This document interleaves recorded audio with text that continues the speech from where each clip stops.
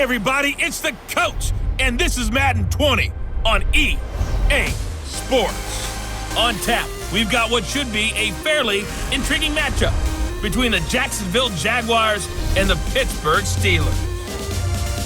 So with that, let's get you up to Heinz Field in Pittsburgh. Standing by for the call, here are Brandon Godden and Charles Davis. Coach, thanks. As mentioned, we are on the North Shore of Pittsburgh. It's sold out Heinz Field in the Steel City. This was the scene just a few moments ago as the Pittsburgh faithful were fired up by the hometown Steelers taking the field.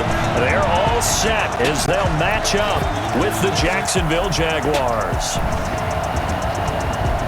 Brandon Gunn and Charles Davis with you from our broadcast perch. And Charles, as we get this thing started, what are you going to be keeping your eye on? Special teams. Field position is always a big determiner in a ball game. Who sets their offense up for success the best, that team will win the game.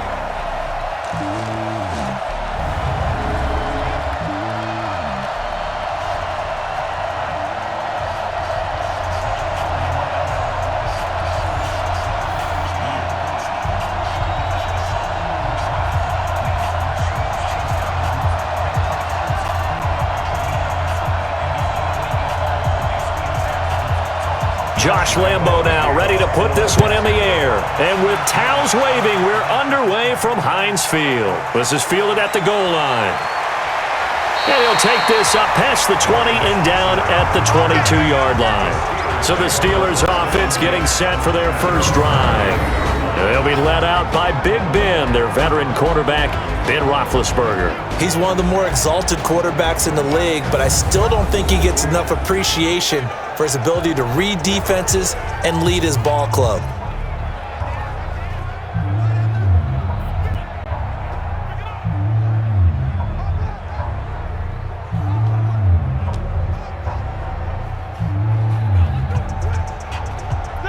Black 80! Check, 47. And we're pretty quiet, D. We're pretty quiet. Black 80! First carry for James Conner. And not the start he was hoping for there, as he'll maybe get back to the line of scrimmage, and that's it. Call it no gain on the game's first play. And it's second down now.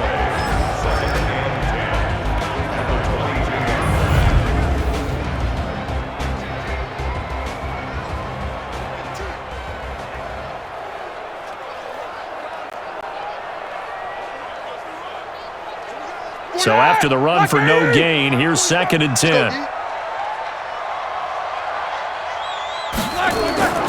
Ben leaves to Conner on the draw. It'll be a pickup of 5, and that leaves him with 5 more. 3rd and 5 now. And we take you through the starting defense for Jacksonville.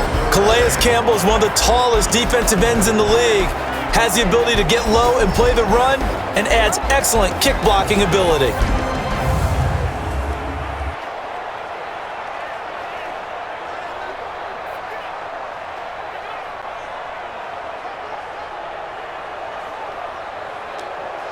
Third play here, this opening drive, as they're up against a 3rd and 5. From the gun, it's Roethlisberger. And it's complete. He gets this one to Washington. Good defense holds him to only a yard, and it'll be 4th down.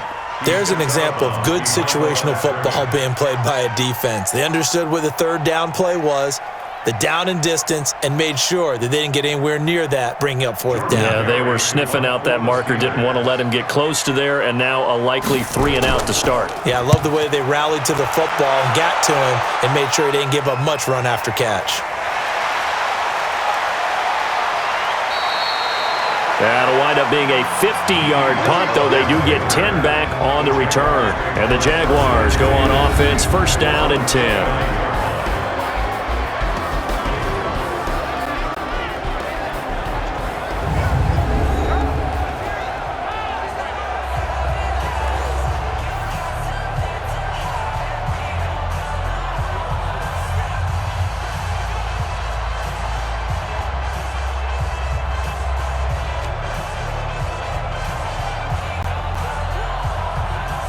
Foles and the Jags come up now 1st and 10, just shy of the 30. A first carry for Leonard Fournette. And he gets this one just shy of the 40. They'll mark him down at the 39. 11 yards there for Jacksonville and a first down as well. And that's a run that'll energize an offensive line. They'll take that one all day long. Fundamental breakdown by the defense. You've got to be able to make plays on the edge.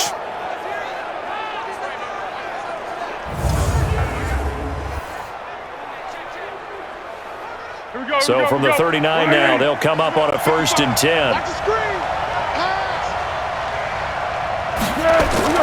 Now Foles. Throwing over the middle, and it's incomplete. And the offensive unit now for the Jaguars. So let's all work together on this one because it's natural to just watch the football. But I want all of us to watch the center of this offensive line, the center and the 2 guards. They've got to be able to control the point of attack, and they didn't do such a good job on that last play. Plenty of opportunities to redeem themselves. They'll have to take advantage of that and start to make progress. So line of scrimmage still the 39 on 2nd and 10. Gets past one man, and that play went nowhere. Losing yardage. It'll be back at the 36.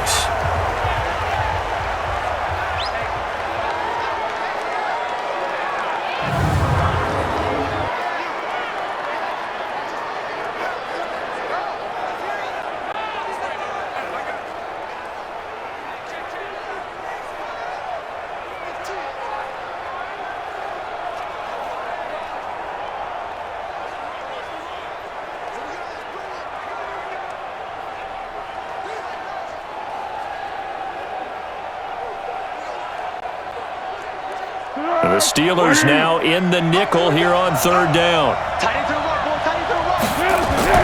Here's Foles. Now they go screen. It's complete. And he'll be brought down right around the 37.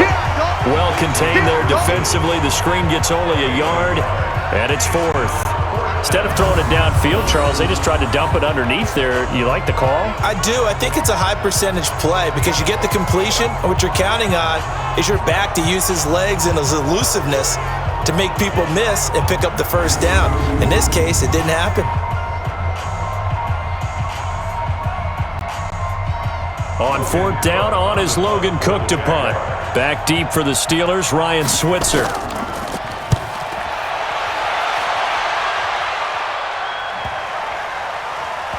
And a great job on special teams to down it, as this will be marked out inside the 5-yard line. That is how you flip field position. That's an absolute bomb of a punt. Downs it inside the 5-yard line. Absolutely ideal. From that position, you're hoping to get it down inside the 15, inside the 5. Superb. Next drive coming up for the Pittsburgh Steelers. I'm not sure what was going on this past season in the Keystone State of Pennsylvania, but you think about the Eagles and these Steelers and the injury bug that bit both of them, it's really hard to fathom. If it's germane to the Steelers, though, the dreadful start really began with the injury to Ben Roethlisberger, lost for the year after 2 weeks, and things, although they obviously picked things up later in the year, Charles, started to go south right there. I think their head coach, Mike Tomlin, not going to win head coach of the year, but to me deserves great consideration because 1-4 start, then they won 8 out of 10, and no Ben Roethlisberger quarterback. In fact, they went through, as we would count it, essentially 4 quarterbacks this year when you count Joshua Dobbs in the preseason before he was traded to Jacksonville. You end up with an undrafted rookie, Devlin Hodges out of Samford, the Duck guy, Duck Dynasty himself. But this team, 30th in total offense. They've got a lot of work to do next year, but if they get Roethlisberger back, get a healthy James Conner back, they'll be right back in the hunt for the AFC North title. So even though Pittsburgh's had a lot of great playoff years under Mike Tomlin, you think maybe this was his most impressive coaching job? To me, this team could have collapsed and just gone totally south with the 1-4 start and all the injuries that we were noting. They didn't do that. They continued to press and were actually in the hunt, in the thick of the playoff race until a loss to Buffalo at home. I believe it was on a Sunday or a Monday night, and that pretty much knocked them out of it. And remember, they lost their first-round pick. They gave that away in the trade for Minkah Fitzpatrick, which some people questioned at the time. Turned out okay for him this year. Turned out better than okay, and while they didn't make the playoffs, Minkah Fitzpatrick became an all-pro player. Finding his role in Pittsburgh, they'll be able to be at that level for many years to come for the Steelers.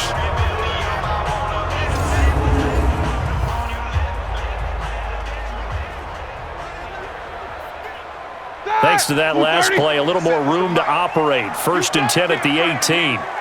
You better be afraid of me. On 1st and 10 is counter. And not a whole lot to speak of there as they'll bring him down shy of the 20. Credit him with a 1-yard gain there to make it 2nd and 9.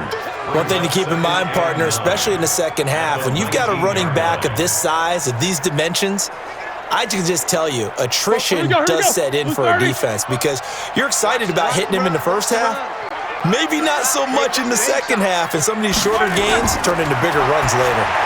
Roethlisberger throwing complete to McDonald. He'll be dropped at the 25 after a gain of 6. 6 yards is the pickup, and that'll lead to a 3rd down.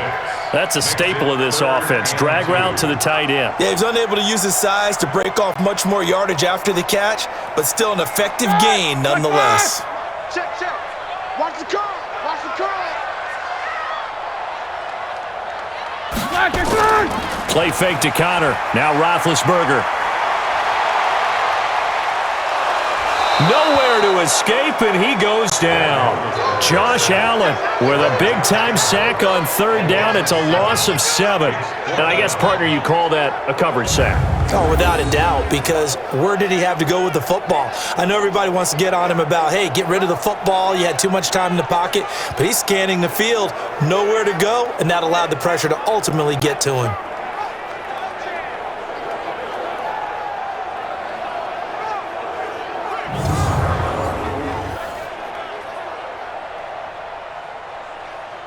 Here's Jordan Berry now, standing right on his own 5-yard line.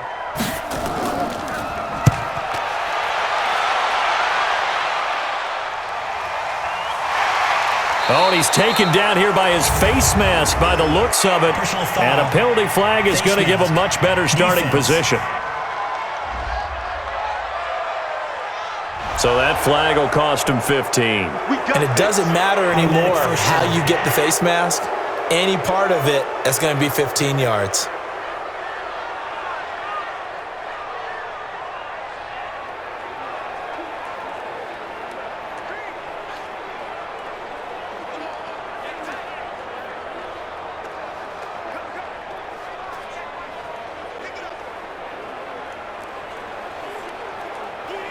Jaguars come to the line to start their next drive. They punted last time they had it. What steps, Charles, you think they have to take to make sure they don't do that again? Well, let's just go to the football 101, the trade expression 101. Win first down.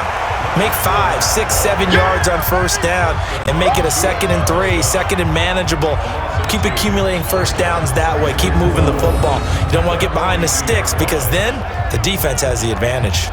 Stephon Tuitt came out at Notre Dame as another one of those really tall defensive ends, and you just wondered, would they be able to have the leverage to bend and make plays? I think he just gave us an answer with that tackle. So the opening play of the drive goes backwards. Now they'll come up on 2nd and 12. Now Leonard Fournette, and he is met in his tracks behind the line of scrimmage. He lost 2 there, and it's 3rd down. That's a tough one right there. He ran right into the teeth of the blitz as the linebacker was freed up in order to stuff that one for a loss.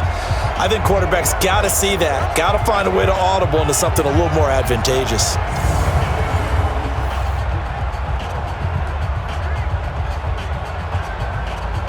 So time to start going in the other direction as they come up now 3rd and long. Foles. He's got the hook up to Lee. And they'll get this well past midfield before being stopped just before the 35. 23 yards on the play.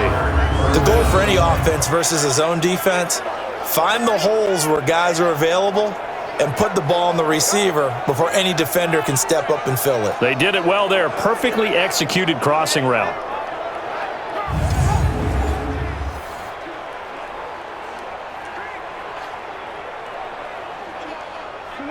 So from the 36 now, 1st and 10. Watch tight end. 3 down. Here we go. Now back to throw. His throw incomplete. Keelan Cole the intended target, and it's 2nd down. And the starting defensive unit here for Pittsburgh. Bud Dupree came out of the University of Kentucky determined to let everyone know that they play football there as well as basketball. A terrific pass rusher off the edge.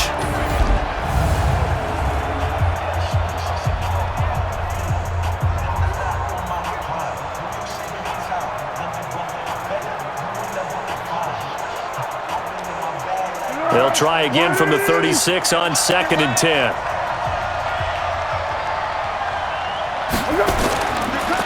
Now Fournette. And he is going to be stopped cold behind the line of scrimmage. That'll be a loss of a yard, and it leads to a 3rd down. Anytime you call an inside running play, you just know there should be a lot of congestion there. You're counting on your offensive line to take control of the line of scrimmage. That didn't happen in this case, and that play got bottled up.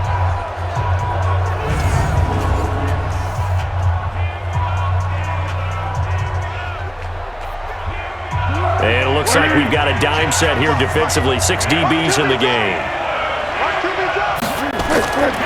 They're going to look to throw. He's got his tight end, O'Shaughnessy. And they move this all the way down to the 9. They're able to convert on 3rd down, and that sets up a 1st and goal. And in a lot of ways, that catch is expected.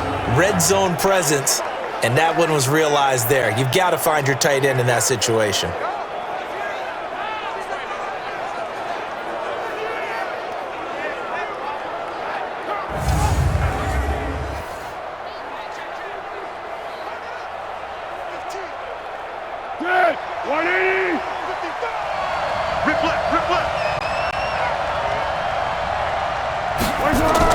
They'll try and run for it with Fournette. And only about a yard there as he takes it from the 9 to the 8. Defensively, pretty good start there with their backs against the wall. That's a win for the stop troops right there. And if I'm them, I get a little bolder now. They won the first battle. Keep coming after them. Put the pressure on them. Here's 2nd and goal, operating from the 8-yard line. Here's 2nd and 8. To the end zone, but knocked away and incomplete. Steven Nelson able to get a hand in coverage. This close to the goal line, you got to be very careful with the offense calls rub routes. When I call a pick trying to screen you off from your coverage, does a nice job of avoiding that and helping force an incompletion. This will be play number 8 on the drive. It's 3rd and goal. He'll look to throw. This is caught. And they're going to mark him down short, maybe by about a yard, if that. A terrific job there to keep him out of the end zone. And now it'll be 4th and goal. Well, we hear so often how tackling has become almost a lost art in the NFL game. But it's so important to tackle well on these receivers, especially in a play like this one. 3rd down, they gave him the underneath stuff. You got to go up and make the tackle right away.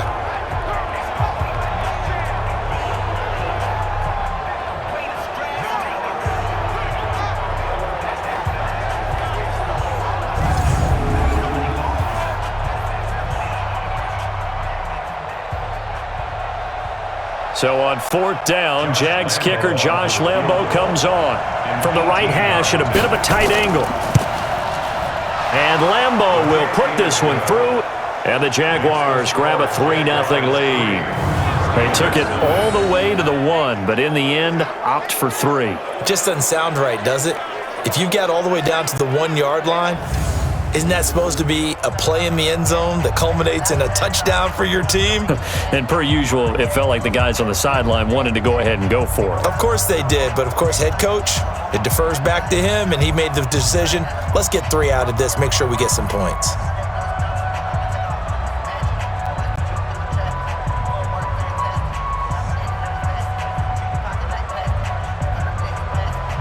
Now after the made field goal, back out Lambo to kick this one off.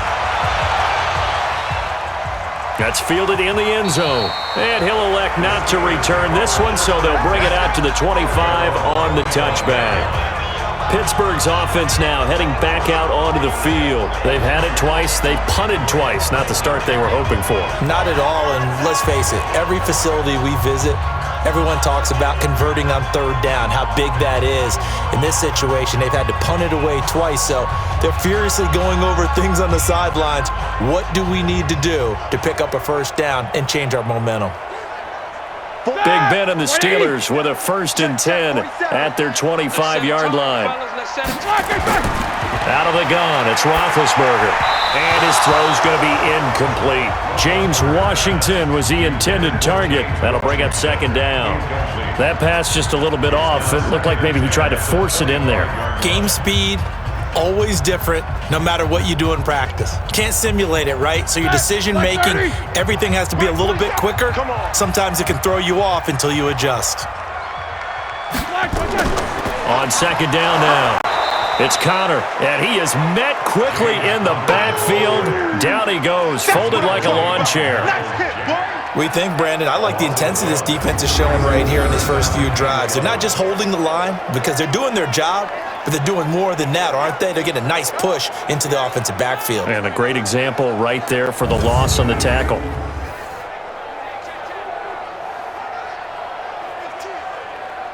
And the Jags with 5 in the secondary now on 3rd down. From the shotgun, it's Roethlisberger. And he finds McDonald.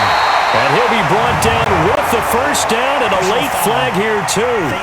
And he may get a few more tacked on for good measure. So they'll take the yardage and tack on 15 more for the face mask.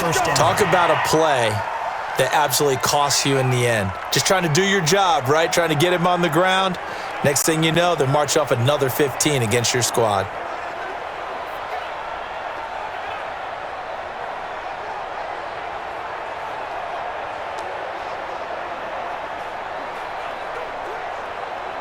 So the yellow flag came out, and that leads to a new set of downs for this offense. 1st and 10.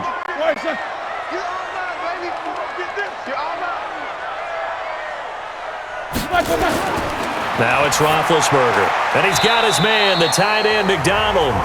And he'll be brought down at the 45-yard line. The completion good for 3, and it's 2nd down.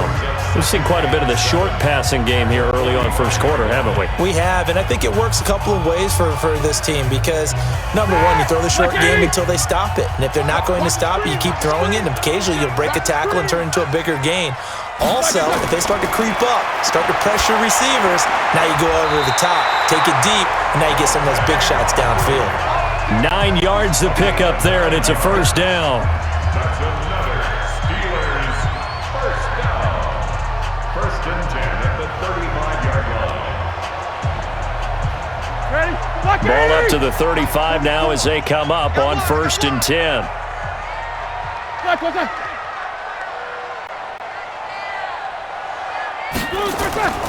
Roethlisberger will hand to Connor. And this will be a gain of 5 as he gets it to the 30. I call that play a success. A nice inside run sets up a very manageable 2nd down, a very solid gain on that play.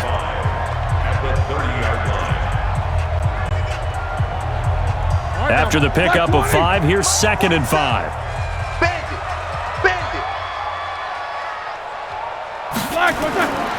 Now Roethlisberger.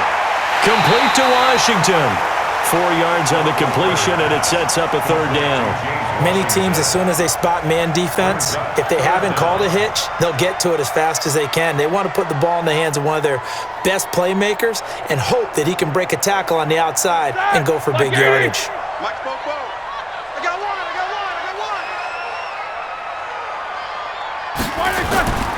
They'll try and run forward with Connor.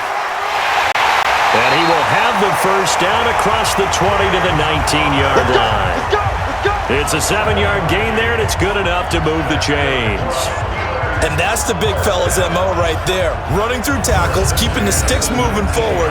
This defense, if you don't bring 11 guys to the ball to try and get him on the ground, he's going to keep making runs like that. I feel the press box shaking every time he touches the rock.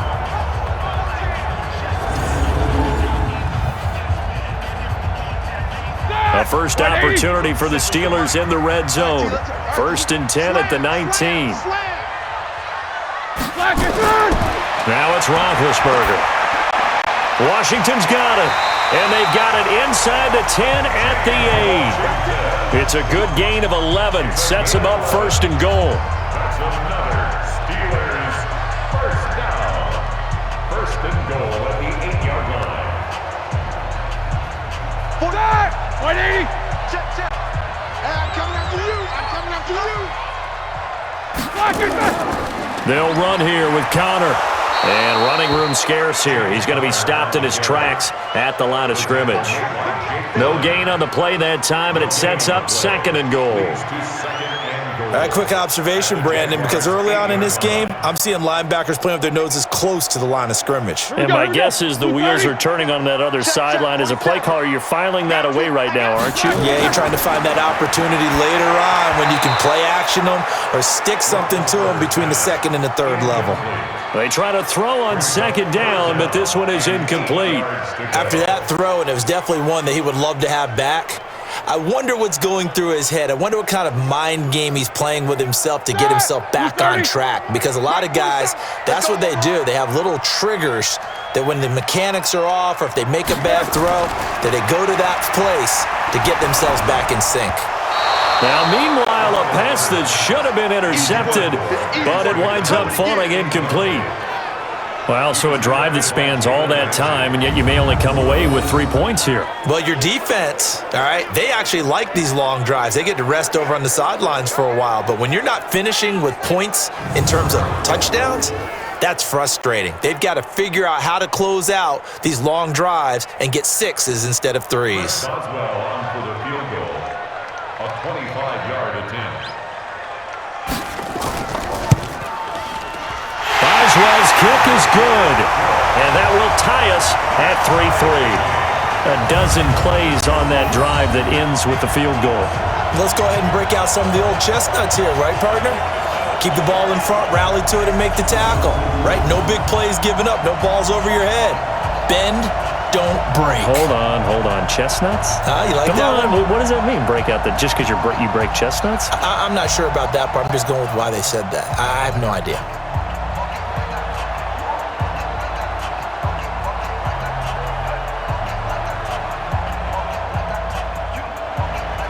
Field goals all we've had so far. 3-3 now as the kick is away. This will be taken in at the 1. And he'll take it up past the 25 to the 26-yard line. Jacksonville set to roll again on the offensive side of things. You know, you and I talked about these Jaguars on this broadcast before the season started, and we thought there's a wide range of possible outcomes for them, from 12-4 to 4-12. Well, unfortunately, at 6-10, they were closer to the latter. And I do believe we were leaning towards that.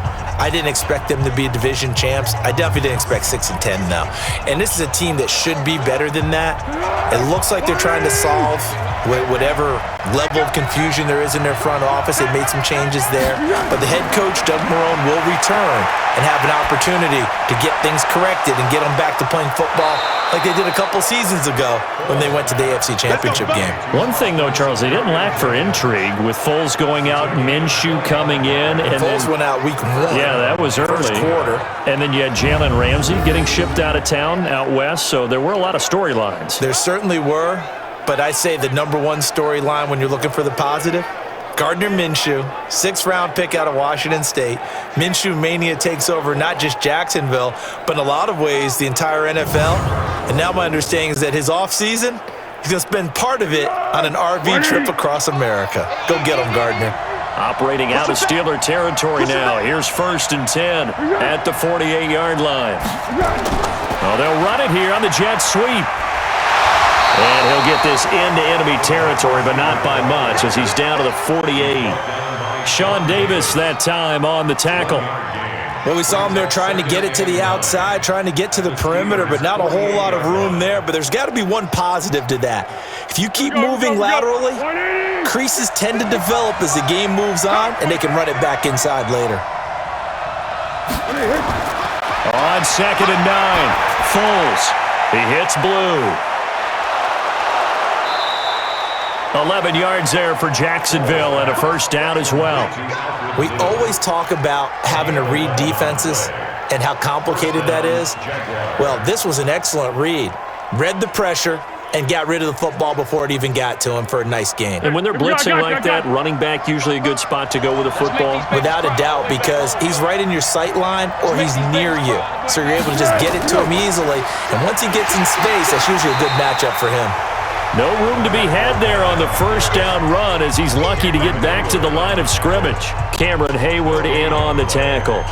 And as a defensive end, getting off the ball quickly, swarming to the football, making a tackle, that's what we saw right there. Yeah, that's what their job is. And really, a lot of the time, they have to throttle back a little bit in the run game because you know those defensive ends, they're like in a sprinter stance. They're just headed straight for the quarterback. That was good recognition on that play to hold them to no gain.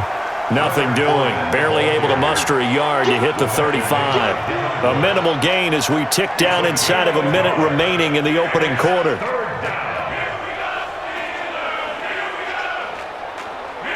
Got to get to the 26 for a first. This is third down. Back to throw. Drops it to Blue. Complete. Well, this is going to depend on the spot, but it's not a very generous one. He looks to be about a yard or so short. It's an 8-yard pickup, and that's going to make it fourth down. A short gain that doesn't get them the first down brings up a fourth down situation. Really nice job defensively. They knew where the sticks were. They got the stop before it.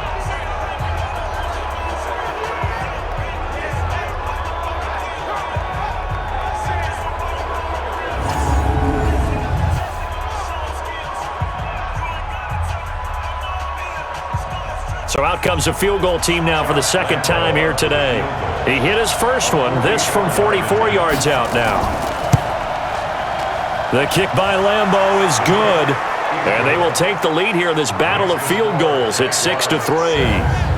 So we're trading first half field goals. No breakthrough on the touchdown front. We got a 6-3 game. Yeah, and I know so many people look at a game through offensive eyes, right? They want to see how the game's played that way.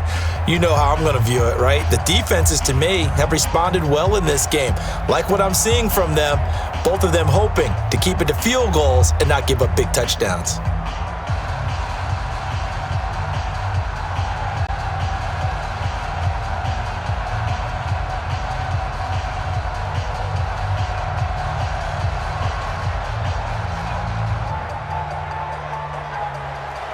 Now after the made field goal, back out Lambeau to kick this one off.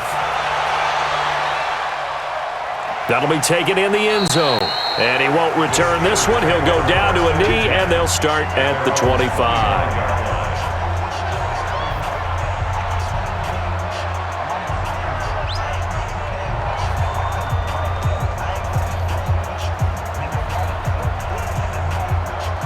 The Pittsburgh offense at the line to start their next drive. And last time they got 3 points, but it was a chip shot field goal. And when you go to the sideline after a chip shot field goal, maybe the offense not too happy. It's a balancing act, isn't it? Because you're exactly right. They're none too pleased that they didn't punch it in for 6 points. But they also have to remember they did put points on the board. 3 points is 3 points. And in this league, you take points when you can get them. Not easily done.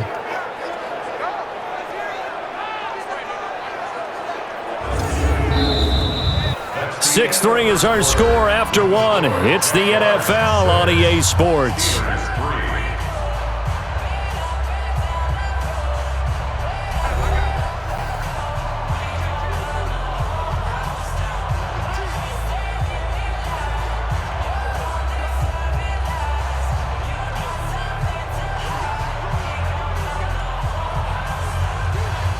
After the loss to start out, here's 2nd and 11. I got it.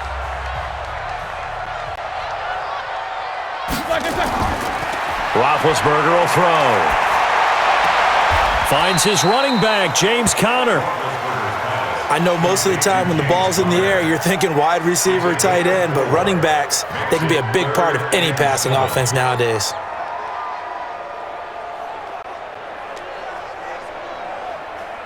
And the Steelers on third down. They've hit it 50%, 3 of 6 to this point. This is 3rd and 7.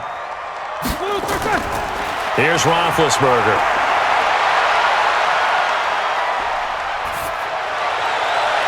And the throw there going to be incomplete. Not much going on this drive. Looks like they're going to have to punt it away, CD. And right now, I know a lot of their fans are screaming for the OC to change things up, get away from what he's been calling. Sometimes you just need better execution of the plays that have been called. Here's Jordan Berry now as he's on to punt for Pittsburgh. He's been a busy man here in this first half as he gets it away. We'll call that a punt of 54 yards. Well struck. And out will come the offense as they take over. Out comes the Jacksonville offense as they get set to take over here. Now they're about to come up on drive number 4, but so far just 2 field goals on drives 1 through 3. Wondering if the head coach has talked with his offense coordinator and said, look, let's go ahead and press this a little bit. I'm giving you 4 downs on just about every occasion to try and get this offense kick-started and have it culminate in touchdowns. You know, maybe somebody to press it a little bit. This might be the case. Foles and the Jags come up now 1st and 10 at their own 19-yard line. Now a run. This is Alfred Blue. He'll be dropped at the 25 after a gain of 6. You know what really fires up offensive linemen? When the guy that is carrying the ball behind them can create his own space and break a tackle along the way. 6 yards on that last play. Here's 2nd and 4. 2nd and 4. And this will be incomplete. Keelan Cole, the intended target. And that takes us from 2nd to 3rd down. In most pass defenses, the guy playing safety has the ability to roam free and try and go to the football. But when you're a man, you've got to cover just like a guy playing out on the corner. Lock up on the receiver and go to the football. That's exactly what he did, batting that one away. Looking to throw. And finding Keelan Cole. His first catch, good for 8 and a first down. A little football 101 there. You just see the receiver try to run down the defender, meaning he goes right at him and really trying to move him a little bit towards the center of the field so he can put his foot in the ground and break to the out, to the sideline, and make a catch.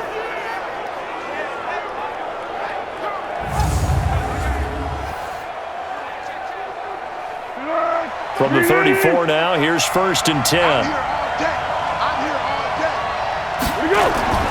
Now Foles. This one complete to the tight end, O'Shaughnessy. The extra effort after the catch makes it good for a gain of 26 and also a first down.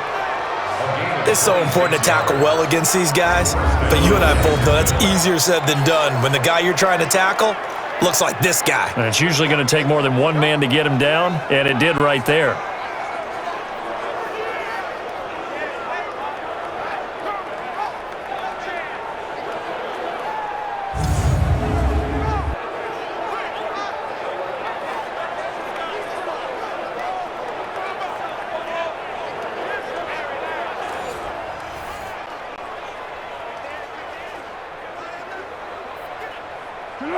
Operating out of Steeler territory now. Here's 1st and 10, right at the 40. Fournette on the counter. Fights through and now a crease. And they'll get this to the 30-yard line before crossing over out of bounds. Now that was an excellent run. And when you see that happen, that's when you're seeing guys doing their job and then some people doing a little bit more. Offensive linemen and tight ends, they're expected to block. But the wide receivers, all they want to do is catch passes. So when they block on a big-time running play and create extra space, you've kind of hit the jackpot there. On 2nd and very short, Foles. And he'll get that to Fournette, complete. And he is out of bounds inside the 30. They'll get 3 as the drive continues. It's a first down. Everyone's got to be able to catch the football. Doesn't matter what position you play, but if you're on offense, be aware a ball may come your way.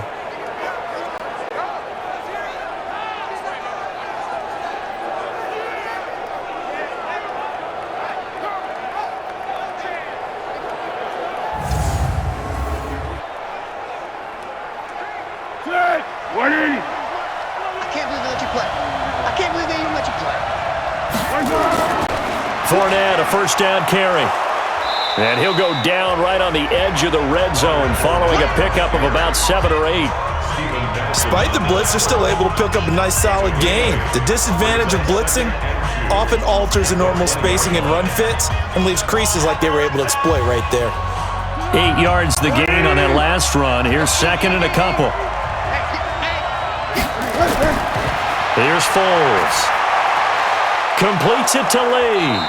And he's brought down just outside of the 10 at the 11. That one a first down pickup of 8. This has to go down as one of the simpler routes in the playbook, but oh so effective. Nice completion there. Keeps the sticks moving. Foles now 11 of 15 through the air. Here's first and 10. This is Fournette. And he's able to get it down to the 2-yard line. 10 yards on the pickup there, and it'll be second down. On any explosive run, you can almost feel the ground shaking, and that's from the offensive linemen creating space for their runners. I had an old coach tell me before, they always told his runners, run around the offensive line in pregame. Get used to the ground shaking so you don't trip and fall when it happens in a game.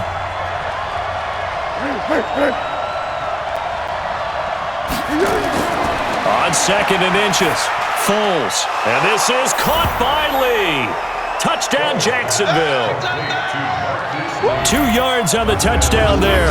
And the Jaguars are able to widen their lead. I wonder if he changed anything on his play sheet or they just executed better. Because they had 2 previous drives that ended in field goals. Before this one, they finally were able to put into the end zone. Well, whatever he did, speaking of the offensive coordinator, might be using that formula going forward. It worked there. Yeah, it worked very well. He and his field general in pretty good sync right now. They're starting to move the ball well. Josh Lambo now for the point after.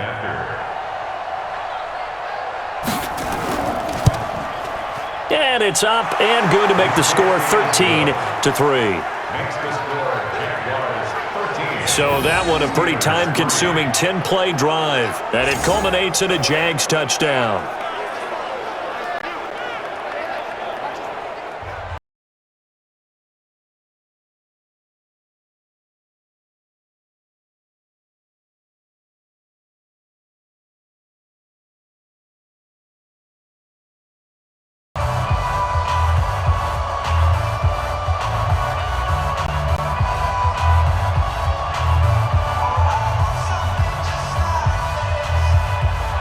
And Lambo now, after the touchdown, he'll kick this one away.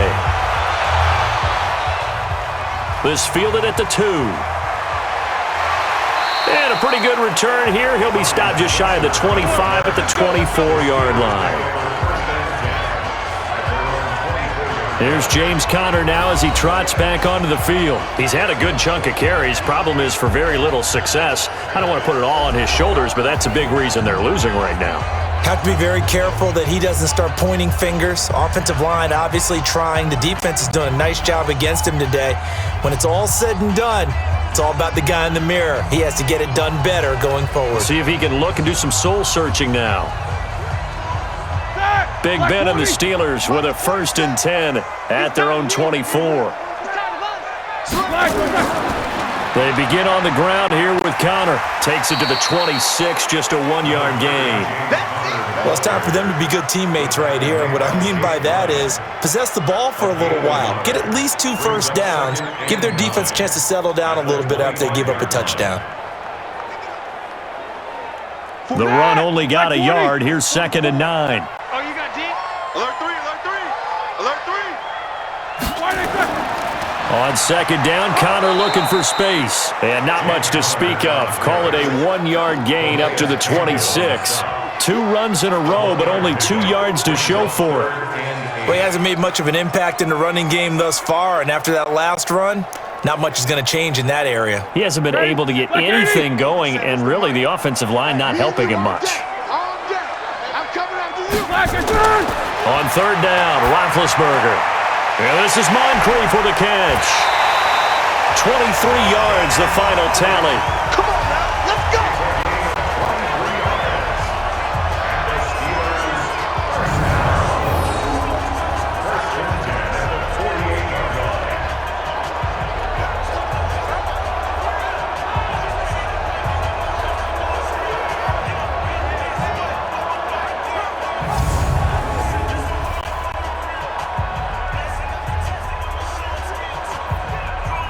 This offense finding its legs now. Here's another 1st and 10. That's thrown to Smith-Schuster out wide. That's going to go as a loss of 2, and it'll be 2nd down. They completed the screen on the perimeter, but boy, that was textbook defense. Exactly as you're taught to play against a wide receiver screen, and they snuffed it out for a loss of yardage.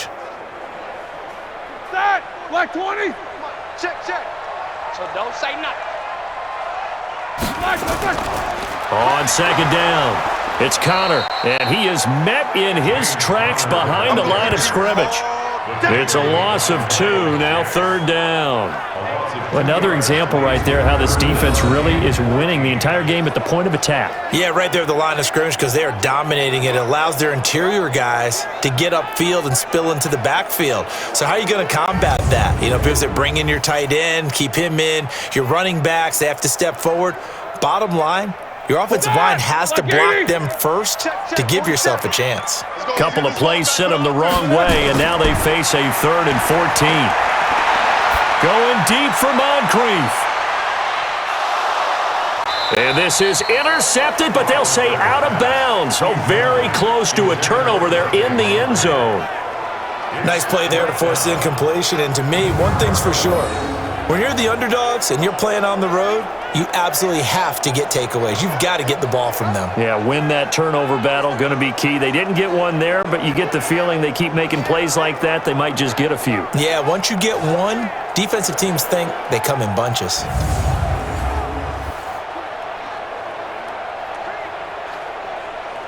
And a pause in the action because the booth, they see something that they want to take another peek at to find out if this was a touchdown or not. Is under review.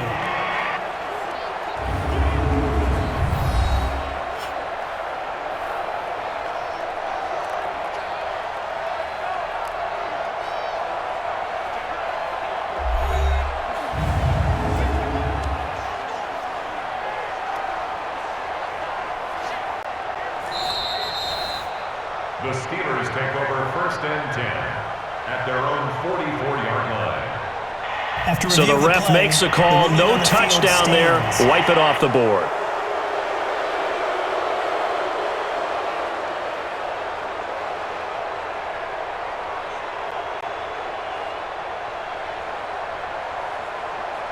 Here's Jordan Berry now. He's been one of their few bright spots so far.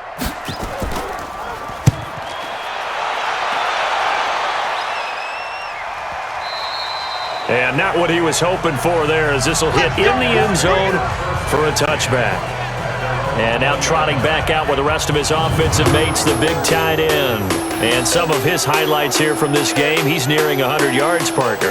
And defenses have worked so hard at how to try to slow down tight ends. It was a lot easier, partner, in the old days because when they just lined up on the line of scrimmage, either put a defensive end or a linebacker over them and tried to body them so they couldn't get off the line of scrimmage easy. And now? Now, when they split out, detach from the line of scrimmage, you put a linebacker out there, they're often too elusive for them, shake them and get into the secondary too easily before someone else can try and pick them up. Jaguars come to the line to start their next drive. Last time they were out here, they had the benefit of good field position, led to a touchdown. This time, they're going to have to work for it. They are, but with that last drive, that culminating touchdown, I think they carry that confidence into this one. It doesn't matter where you start with the football now, they have to feel great about their opportunity. He shook his head right when he released that throw. He knew it was going to be a little off target. Yeah, the excitement got him on that one. Wasn't able to control the fact the receiver was open, and it would have been an easy throw. After the incompletion, here's 2nd and 10 from the 20. Foles. He's got his tight end, O'Shaughnessy. And he'll have this past the 30 prior to going out of bounds. That one good for a gain of 13 for Jacksonville and a 1st down. Like so many tight ends nowadays, they have no problem at all putting him in the slot and letting him go to work, and that's a nice pitch and catch right there for a 1st down. So they'll come up 1st and 10 now from the 33. On the run, it's Fournette. And he'll be taken down right around the 34 after a pickup of only a yard. They tried a quick hitter inside, but that one was swallowed up because what they're hoping, those big defensive linemen will take the bait and move laterally and open up a crease that they can run through. Didn't happen on that play.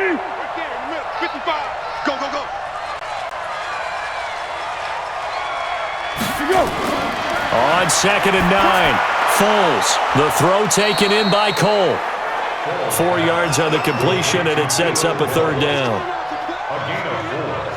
And it's 3rd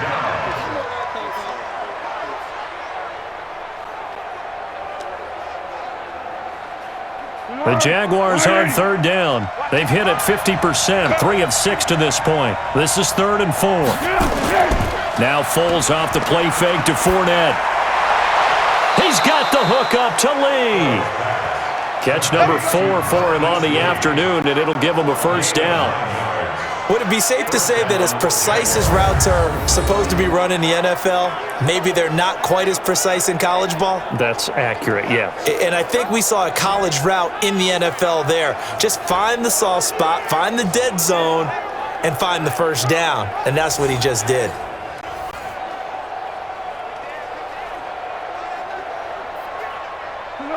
A couple of 1st downs on the drive already, as they'll go from the 47 now on 1st down. On 1st down, it's Blue. There to stop him, Terrell Edmonds. Whenever we talk about the best strong safeties, one word constantly comes up, and that's instincts. Being able to diagnose run or pass and make the appropriate moves. He crashed down hard there. He was ready for that running play. Here's 2nd and 9, just a yard on that last run. Cut his lip. Cut his lip.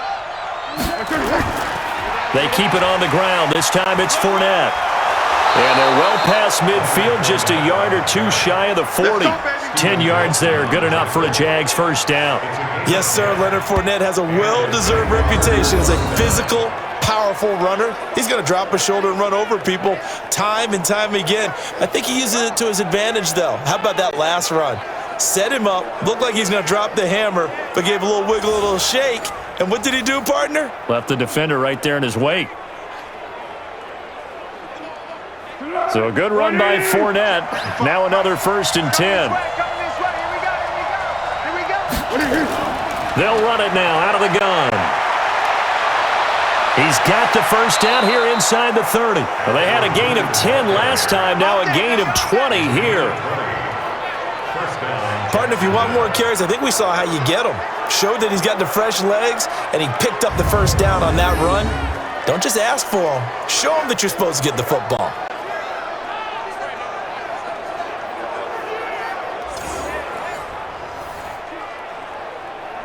Let's go! 55! Here we go, D. Here I come again. Here we go. They'll drop the throw. And he completes it to Westbrook. 12 more yards there and another 1st down. Complete to D.D. Westbrook. 1st and goal, Jacksonville.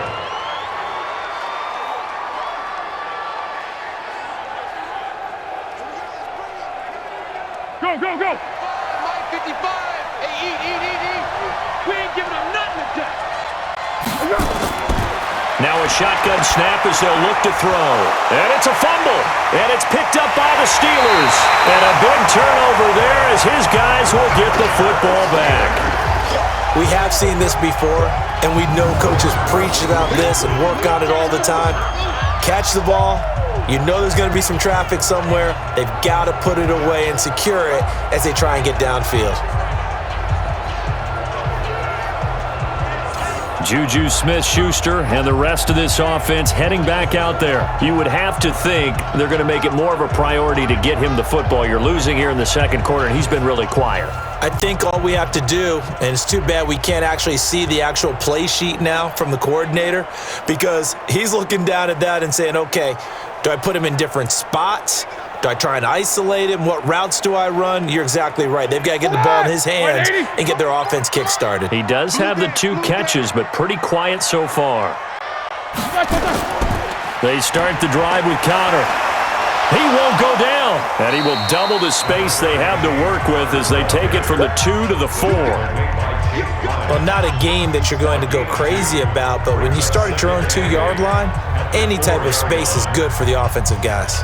Yeah, you just can't go backwards from here. They did it. Now we'll see if they can keep it on schedule here on 2nd down. Cut! On 2nd down now. It's Connor, and that won't buy him much room. Just a 1-yard gain to the 5. I know the scouting report on him is that he doesn't possess the eye discipline to be an elite linebacker, and what that means is his ability to read, react, and make a play. But on that one, he looked like one of those guys. And the Steelers on 3rd down. Not quite 50%, 4 for 9. This is 3rd and 7. Now Roethlisberger, and he's got Moncrief. And he is going to have the first down as he's up to his own 13-yard line. 8 yards there, getting him out of danger. It's a first down. One thing you're hoping for when you run drag routes, you're able to hit a receiver in stride, and he can pick up a lot of yardage after the catch. But in this situation, the defense was effective, able to stop him before he could get a good head of steam going.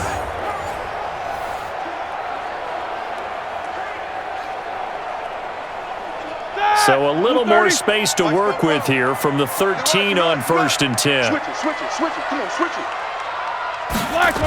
Now a toss. This is Connor. And now a fumble. The ball's out. And the Jags grab it. And he will bring it back to the 4-yard line. We're going to shut you down. We're going to shut you down. The psychology of the game never ceases to amaze me because you would think there would never be a fumble from what we hear from coaches all the time, right? And how much they practice not fumbling. Practice it, preach it, talk about it all. You would think no one would ever turn it over. Yet they are humans out there running around, and we just saw another one. Opportunistic by the defense. Leonard Fournette making his way back out there. We're in the 2nd quarter. They've got the lead. The lead, though, not so much because of the ground game, because of their air attack, Charles. So what they're seeing so far is the possibility of things loosening up later in the ground game. Through the air first, maybe they have to start respecting that even more as the game goes on, and then there will be running lanes to find later. Yeah, try to get him more involved here on this drive maybe. So now just like that, things change dramatically. It's 1st and goal. Under pressure now, and he's going to go down. Sacked back around the 8. Well, there's still time to rectify this situation because the silver lining, they took a sack on 1st and goal. But that close to the goal line, that still definitely hurts.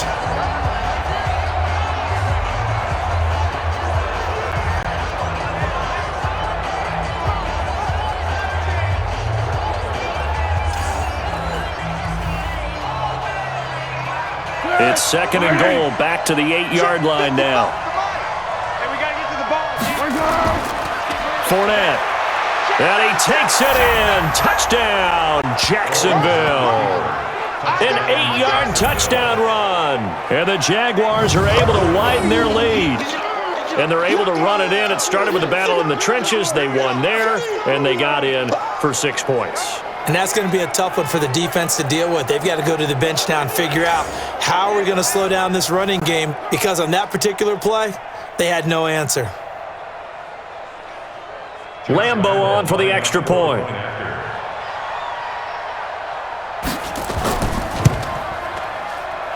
And that'll make this a 3-score game as the lead moves to 17. They had the short field, and they made quick work of it. Just 2 plays to get into the end zone.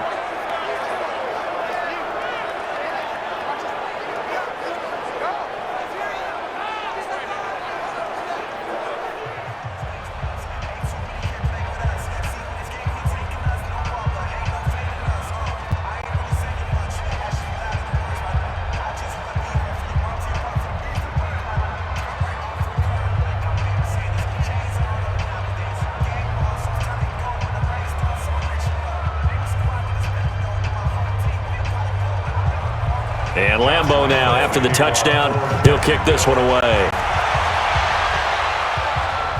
Fielded about a yard deep. And he'll bring it back to just about the 25, call it the 24-yard line.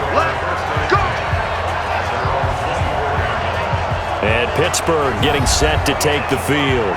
And they had the fumble last time that led to a touchdown. That's a no-no. We'll see what they do here this go-around. A big no-no. Put that in capital letters. turning it over. The other team takes it down and scores. That can be a deflator for a football team. Now it's up to the offense to get back out on the field and pick things up. You know, they're out there. We'll see if they can pick those things back up. Big Ben and the Steelers with a 1st and 10 at their own 24. It's Connor as they stay on the ground. And they're able to get this one across the 35. That one good for 14 yards and a Steeler first. They held him in check in the first half, but that's his longest carry of the game right there. So would this be the definition of fresh legs since he didn't get much done in the first half? Now he has a great opportunity. He's taking full advantage of it.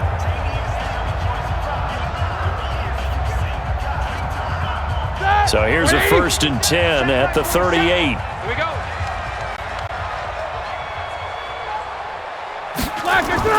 From the shotgun, it's Roethlisberger. And the coverage terrific there as that's knocked out and incomplete. Juju shoots intensive. They'll bring second. It's been right calling defensively. My offense I think the converse has been from this. I think you're right. They seem to have gone up to Tennessee quite a bit, but only second quarter, a lot of time to change things. 6 yards to pick up, and that'll leave you with 3rd down. It's a 6. It's 3rd and 4.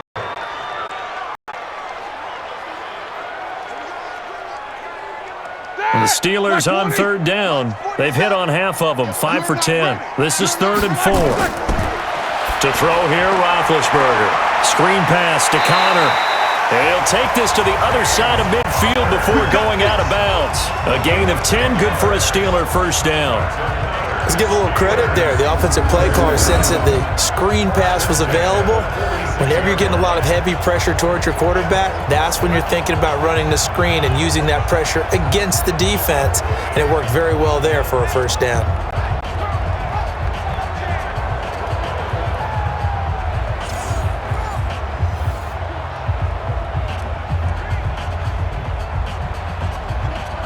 So in Jacksonville territory now. Here's a 1st and 10 at the 46. Here's Roethlisberger to throw. Over the middle, and it's incomplete. Juju Smith-Schuster, the intended receiver that time. But it'll be 2nd down. Some of the fans here don't seem too happy about what we've seen in this first half. No, not at all, and I understand why. They've looked lethargic, out of sync, and it shows on the scoreboard. An incomplete pass on 1st down. That leads to a 2nd and 10. Now Ben going to give this one to Connor. And he's got this down to the 35. 12 yards that time at a Pittsburgh first. At this stage of the game, the run-pass numbers are a little bit out of whack because most of their yardage has come through the air. But in a sense, that just sets things up for big runs like that because the defense might be a little bit off balance. They pick up another 1st down with that run.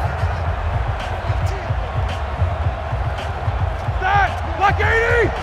44. Let's go, tackle. Let's go. We got this. We got this. Now Roethlisberger on 1st down. He'll find Smith-Schuster. That's complete. And he's got this down almost to the 20 before he's dropped. It's a Pittsburgh 1st down, a gain of 13. Well, coaches always talk about finding balance on offense. I don't think you can get much more balance than this. Big-time run, big-time pass. A 1-2 combination. Looked pretty good. How about that? Let's see if they can continue to take that kind of a punch, though. On the draw, Connor. And he'll get it down this time to the 17. It's a pickup of 4, and it'll bring up 2nd down. Some of the most unselfish players on any football team, defensive tackles, because we ask them to just eat up blocks and allow other people to make tackles. But when he can make a play himself, as we just saw there, that's a big day. From the 17, Roethlisberger. And that is incomplete here. 1:58 left to play till we hit halftime.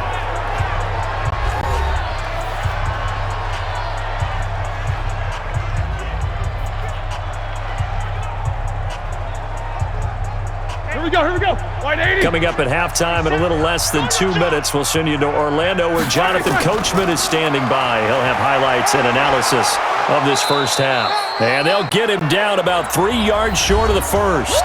The Jaguars going to go ahead and use their first timeout. So as they take it over, we step aside.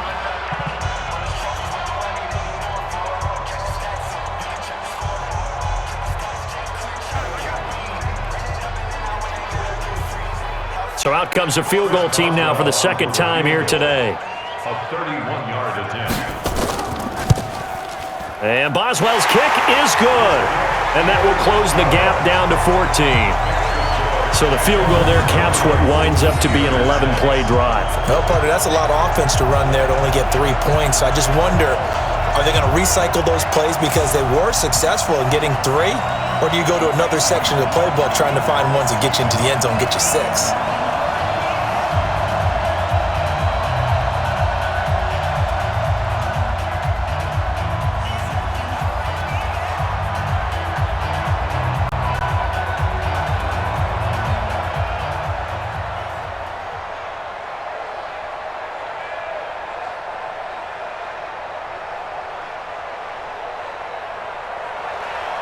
After the successful field goal try, here's Boswell to send it away. Fielded about a yard deep. And the decision to bring it out, a good one, as he's up a yard or 2 shy of the 30. And our attention shifts to Alfred Blue. A good job in the passing game, decent job in the running game, but really they've been more effective through the air. We'll see if that shifts at all as this goes on. Thus far, it feels like they're calling this game in reverse. Normally you run to set up the pass.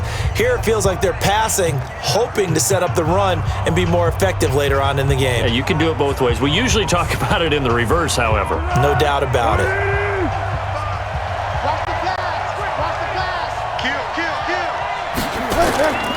They'll come out throwing here to start the drive. And his throw is incomplete. Chris Conley, the intended receiver, but it's going to be second down. One thing I have learned, receivers don't mind high throws so much to the sideline, but do that over the middle to them, and not only are the DBs going to throw a little verbal trash their way, when they get back to the huddle, they're going to have a few words to say to their QB, aren't they? Yeah, hung out to dry a little bit there on the high throw. Luckily fell incomplete. A pass complete here to Conley. And they'll wind up getting this to the 37. Gain of 9. I know many people like to throw to the tight end, maybe in a little flexed out position because he creates mismatches with his size. But slot receivers do the same thing with their quickness, their speed, and their route running savvy.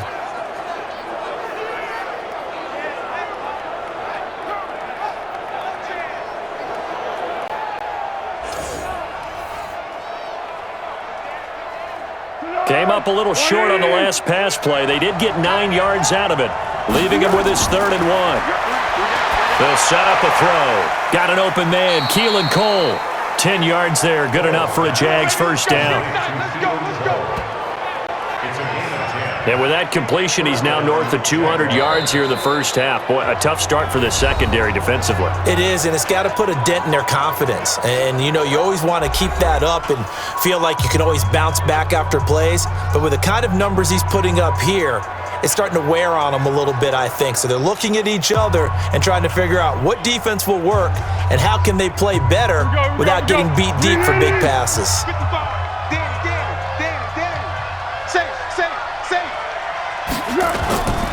They'll look to throw. Open out on the left side. This is Cole. And he's going to be out of bounds, but not before he takes it inside the 40. A 14-yard first down pickup for the Jaguars. People worry about throwing the out route because often it can get jumped, and that can turn into either an incompletion or an interception. But not on that one. Everything came together, and he catches it and goes over the sideline. Back to throw. He hits Blue. Room here to run. And brought down, but not before they're inside the 25. Good work after the catch. Gets him 15 and a first down. So many times you hear today's NFL described as a space game. Get your best players into space with the football in their hands. That's why sometimes you just swing it out to your runner, get him out in the flat, and let him have a chance to make people miss an open field.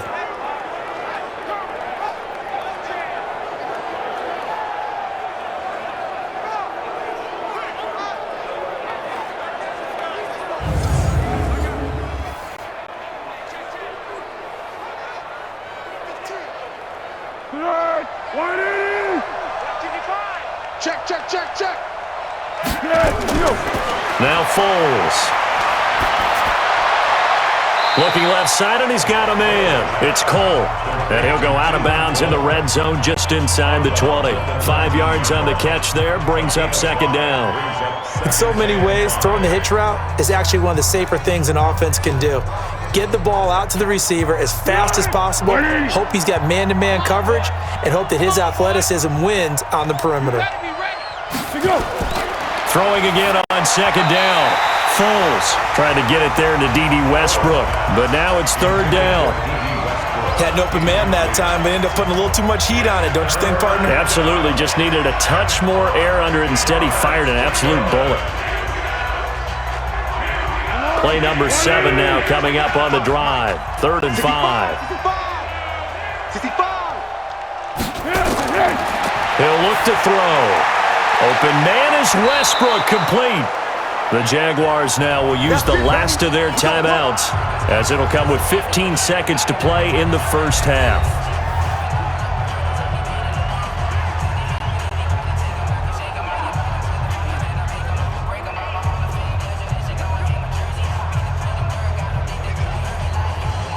A chance to really cap off a big first half here as they come up on 1st and goal. Here's Foles. And this is caught by Lee. Touchdown, Jacksonville. Marquise Lee. As the first half is winding down, and the Jaguars are able to widen their lead. I heard a coach talk about those late-in-the-half scores, especially ones that give your team a pretty decent cushion. He said those could be the ones that can finish off a squad if you let them. Yeah, they've got the cushion. This half has been theirs.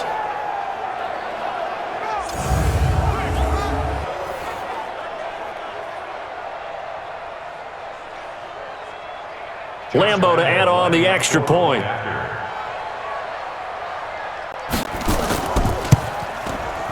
And the lead now to 3 touchdowns at 21 points. So that drive consumes 9 plays all told. And it results in a touchdown for Jacksonville.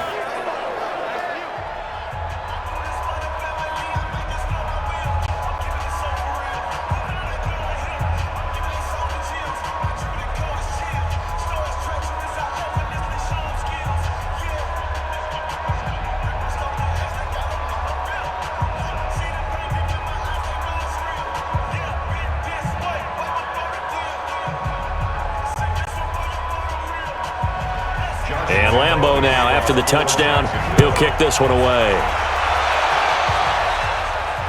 This is taken at the 3. And he'll bring it a few past the 20 to the 23-yard line. The Steelers take over 1st and 10 at their own 23-yard line.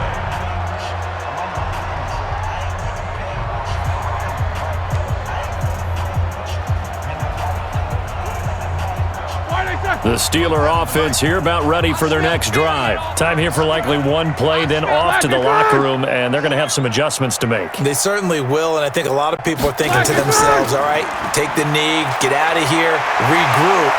But how will the head coach and his staff approach halftime? Will it be angry? Will it be clinical? Will they be calm? Will they just let it all out? Who knows? I'd love to be a fly on the wall for this one, though.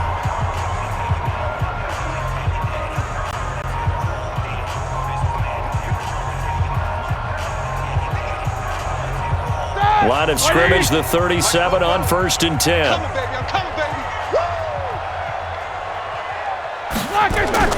Final play of the half. It's Roethlisberger.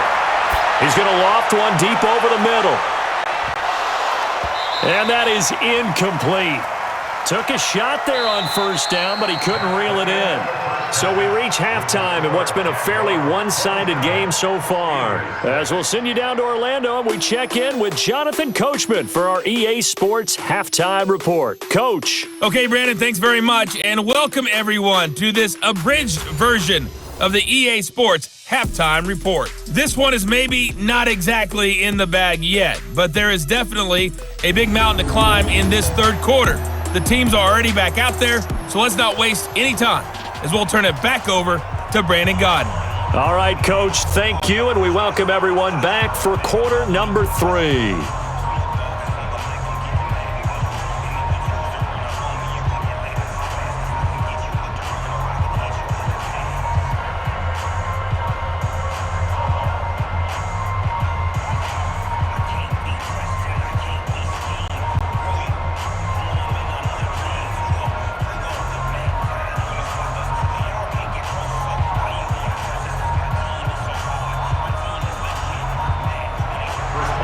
The Jaguars in possession of the lead, and they will get the football as we are underway in this second half. This will be taken in at the 1.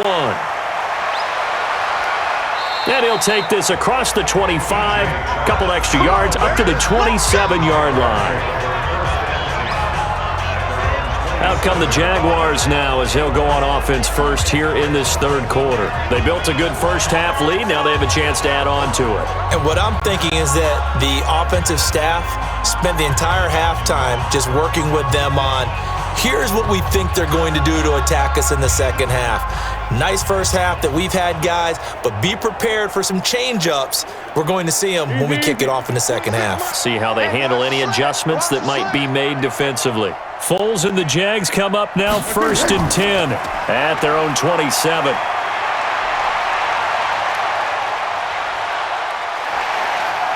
And he will not be able to get away as Foles is taken down. Stephon Tuitt able to shake free and get home for the sack. They need to stop to get back into this game, and here's one right to start the third quarter. Yeah, anytime you go to the lockers with that 2-3 score deficit, you're right. You need that stop, get the football back, and they've done just that. Series to series, play to play.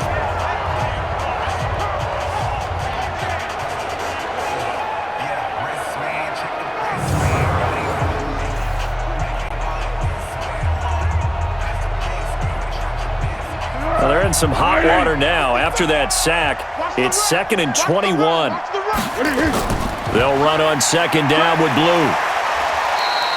They'll wind up getting 10 back as that sets them up for 3rd down. Caught the defense off guard there a bit on 2nd and long, but now you still have to deal with 3rd and long. Yeah, you do, but you feel pretty good about the last play, don't you? And maybe it gives you a little bit of confidence dialing up the next one, that maybe your team will believe in it when you send it in.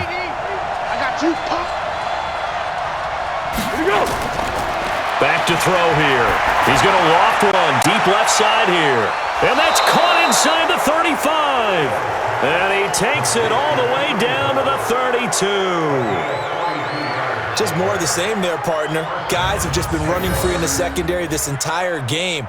No pass rush, a lot of passes completed. Been an easy day for them.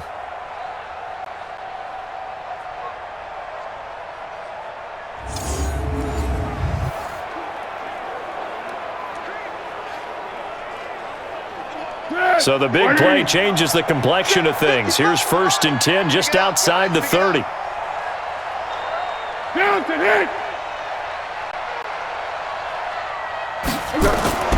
He'll drop to throw. And that is incomplete. He couldn't hold on through the contact. Brings up 2nd down. The beauty of being able to play a zone defense when you can sit back and see the ball coming out of the quarterback's hands, guess what? Creates a lot of confusion, kind of a muddle in the middle of the field where you go make a play on the football. Here's 2nd and 10 now from about the 32. Foles. He'll set up the screen to Fournette. And he's going to get this down near the 20-yard line. And they're going to have themselves another 1st down as the tackle's made at the Steelers' 21. Whatever the discussions were at halftime to try to slow down this offense, it has not worked to this point. Yeah, I have a vision right now of everything that was discussed at the half just being torn in shreds or being erased off of the Microsoft Surface tablets because none of it is working. They are really locked in on offense.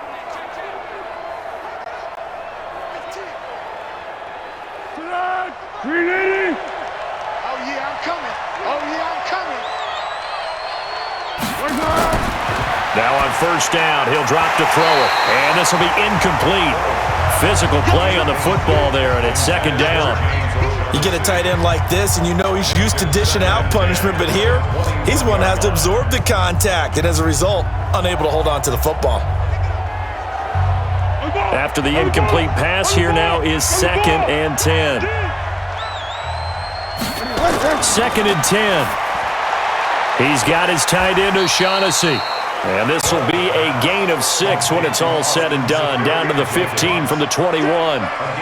Let's not quibble about the gain there on 2nd down. That was a positive play because that was a take-what-you-can-get situation. Got out to the tight end. Now it gives him a much better opportunity to convert on 3rd down. Here's the 7th play of this drive. This is 3rd and 4. Now back to throw. This one complete to the tight end, O'Shaughnessy. And he picks up the first as he's able to take it down to the 7-yard line. They're able to convert on 3rd down, and that sets up a 1st and goal. Well, they've had a great, impressive drive going here, and that pickup ensures the drive continues. And not only do you continue the drive, which is demoralizing for the guys on the defensive side of the ball right now, but you make your own defense happy. They're able to get a little more rest over on the sidelines while this one continues downfield.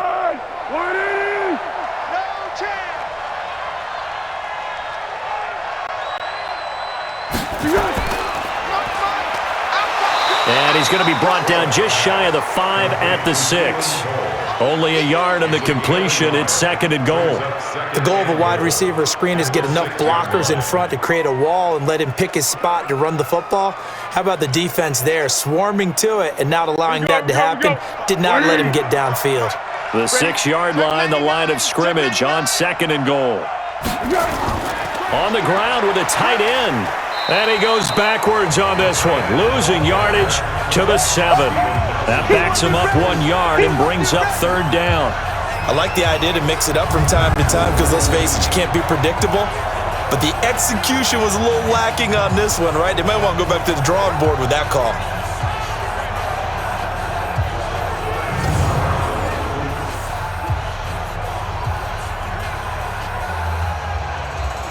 They've been so good on 3rd down all day long. Can they convert another here on 3rd and goal? Looking to throw. Toward the end zone, but that's going to wind up incomplete. It is tough to complete passes against zone defenses. The windows that you see open, they shrink pretty rapidly. How about being able to hit a moving target against a zone before the next guy can get there and make a play on the ball? Not easy for any quarterback, no matter the situation, and there the defense won the battle. So now here comes the field goal team for the 3rd time today. From the left hash, should be a fairly easy one here. And Lambeau will put this one through, and that will extend their lead even further. So 3 field goals that he's hit now. This last one helps him stretch out the lead. He's been solid, hasn't he? And he lives up to the adage that every offensive coach has ever said to us. We want to end every possession with a kick, right? For them, it's either extra point, field goal, or at worst, a punt. In this case, it's been 3s.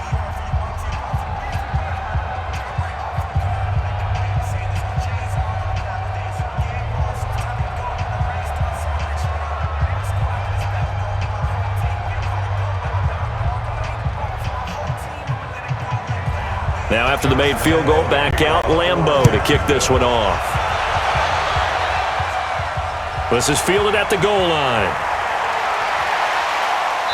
And all that work, but he stopped where he ultimately would have been, and he's simply taken a knee, and that's the 25-yard line. Time for the Steelers offense now to get set for their first possession of half number 2. They trail offense, first time to touch the ball in quarter 3, and we'll see what they can do. And I can't wait to see what they have planned, because some teams script to start a half. Other teams just go, okay, these are the sequence of plays we want to run. These things worked well for us. And sometimes they throw in that big chunk play right away. Shocker. Try and get after them early and try and create a big play to give themselves some momentum. See what they have up their sleeve. The drive will start with Connor. And he's going to lose yardage and be backed up to the 25. It's a loss of a yard there, and now 2nd down. But these guys are going to chop into that deficit. They got to do a much better job in the run game. Caught behind the line of scrimmage, no yardage to be found.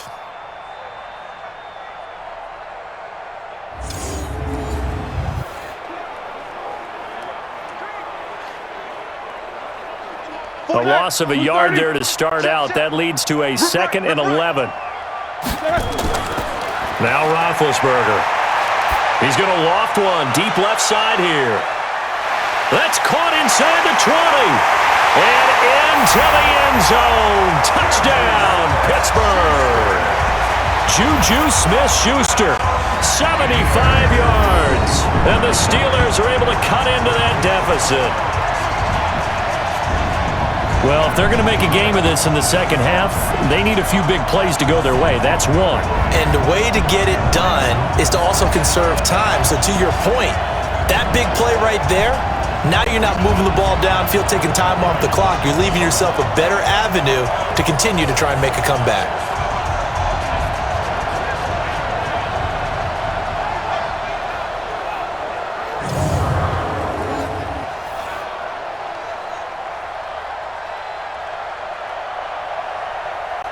Now Mike Tomlin says, let's go ahead and go for 2. Hey, tighten down. There you go. Now Roethlisberger to throw. To the goal line, but it's incomplete. Tough there. Good pass. Hit the hands. He just couldn't bring it in. And every receiver's coach everywhere. Seeing that play, focus, focus, focus. Watch it all the way in and tuck it away.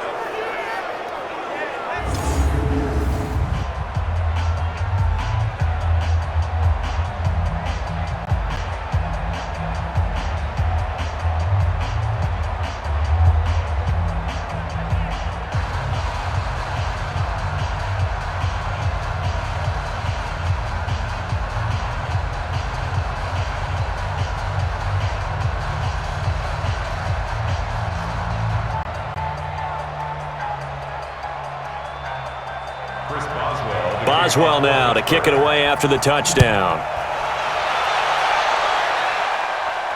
This one fielded at the 5.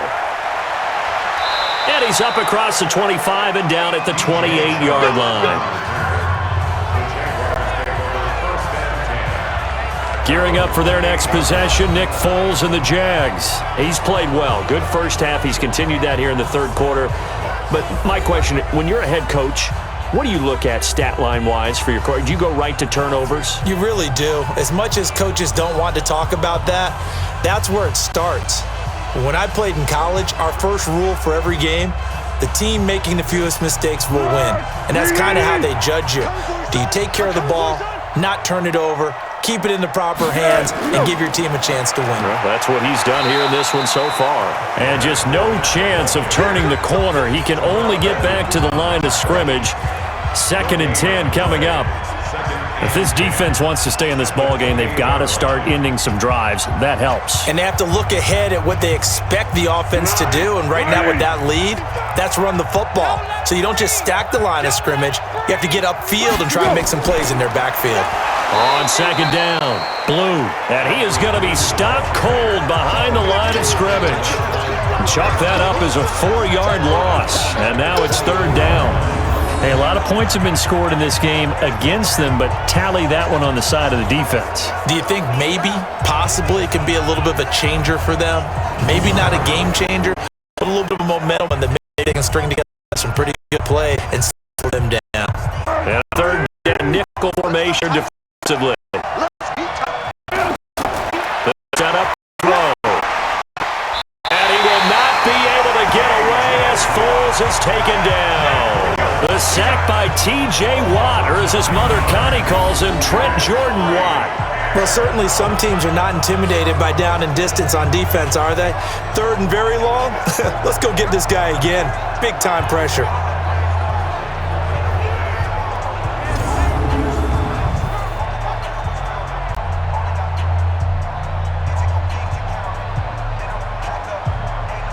Here's Logan Cook now as the drive goes backwards, so he's on to punt it away.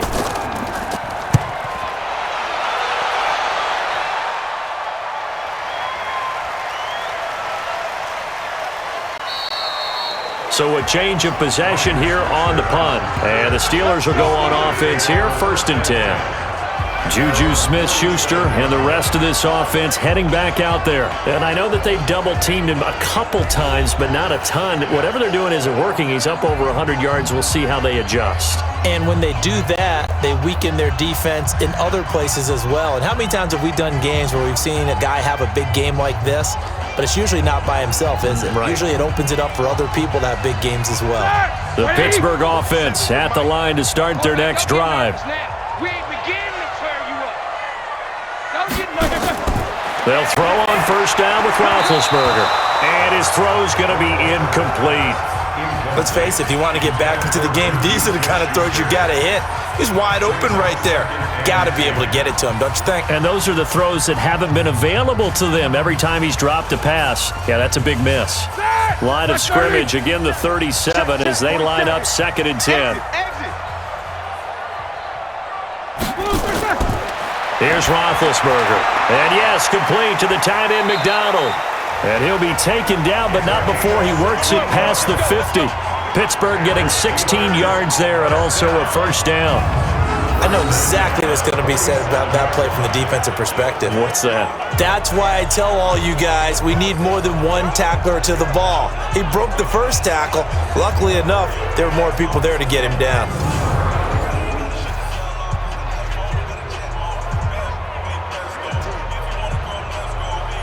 Ready? Black 20. 44 to Mike. Watch the backer, watch the backer. Black, what's that? Play fake to Connor. Now Roethlisberger. He lets this one fly toward the back of the end zone. And that will be incomplete. Would have been a big hitter if they had connected. Instead, it's 2nd down. This defense is continuing to contest every deep ball that is thrown downfield. And look, it doesn't matter whether you're playing man or zone. Eventually, that becomes man on man. And you got to trust yourself and go up at that moment of truth and make a play on the football. That's thrown to Smith-Schuster out wide. That catch good for only a yard, and it'll be 3rd down. A gain of 1 brings up 3rd down and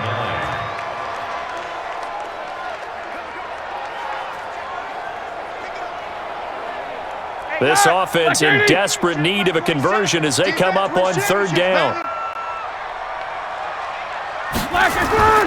Throwing again, it's Roethlisberger. But it's brought in by Washington. And he is out of bounds, but not before he's inside the 30. Pittsburgh getting 16 yards there and also a first down. An ex-teammate used to tell me all the time, I hate experienced quarterbacks because no matter what, you really can't hide what you're doing. And I think that right there, he knew right away where the blitz was coming from, where his primary guy was going to be, and he ended up going to a secondary target for a nice game. I was just going to ask you, that wasn't the primary target. He's so good at that, isn't he? I think he knew right away that he wasn't going to get to his primary guy. I think he read that as soon as he got to the line of scrimmage, knew where the pressure was going to come from, and said, I know how to beat that, and that's what he did. Throwing on first down, but this one winds up to be incomplete. Before the game, they were running the route tree about as efficiently and effectively as we could have possibly imagined, but sometimes the passes just go awry. Yeah, let's face it, when you're running the route tree in pregame, you don't have defenders breathing down your neck. You don't have defensive backs making plays on the football. Hard to replicate the intensity of the game in pregame. They try to throw on 2nd down, but this one is incomplete. Even without a ton of pressure in his face, it just shows how difficult it is to pick apart his own defense. Those guys are sitting back, and they're not playing receivers as much as they're playing the eyes of the quarterback and when he delivers the ball. Now play number 7 of the drive as they're looking at a 3rd and 10. Watch the curl, watch the curl, watch the curl. Again, it's Roethlisberger. He'll get that one complete to Connor. And he'll be brought down at the 28, and that is well short of the first. A minimal gain there on the 8th play of the drive. One hallmark of good defenses is understanding the game, understanding positioning, and tackling immediately in the secondary after catches. I think we just saw that on display right there. Got to him before he ever had a chance to think about turning it upfield.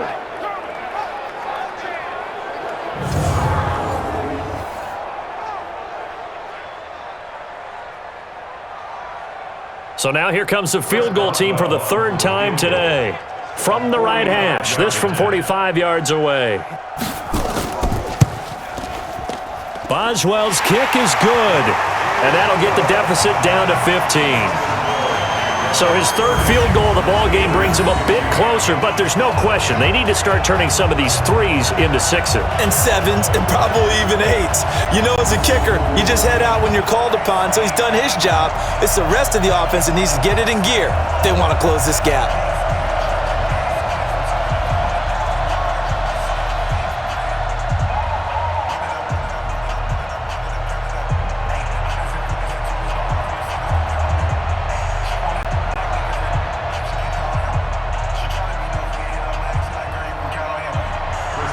After the successful field goal try, here's Boswell to send it away. This is taken at the 3. Solid return, pretty good field position. They'll start at the 32-yard line. Nick Foles gearing up again here to go on offense. How do you think he personally is evaluating his game so far? He was pretty good in the first half, been good so far here in the third quarter. He's got to like it, right? Not looking for the dramatics here. Not trying to set the world on fire in terms of stats.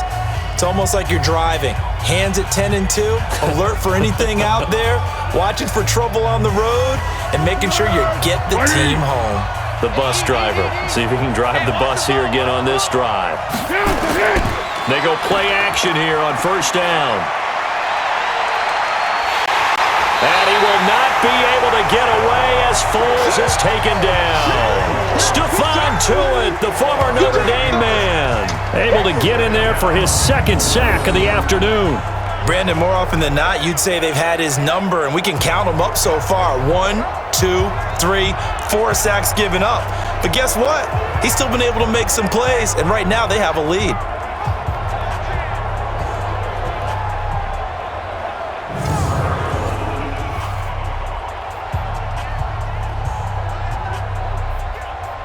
Got to imagine the pass rush will be equally intense here on second down following the sack. It's 2nd and 18. They're going to look to throw. And this one incomplete. Too much contact to hold on to that one, and it's third down. And Charles, got to like what this defense has been able to do these last couple of plays. Yeah, they get the sack on first down, then they force the incomplete pass. Now they're just a play away from getting the football right back, but it's a big play. They've got to hold up. An incomplete pass on that last play, and that means they'll need to come up with something here on third down. Now Foles off the play fake to Fournette. Going up top. Oh, wide open, complete. And he'll have it past midfield almost to the 40 before being taken down.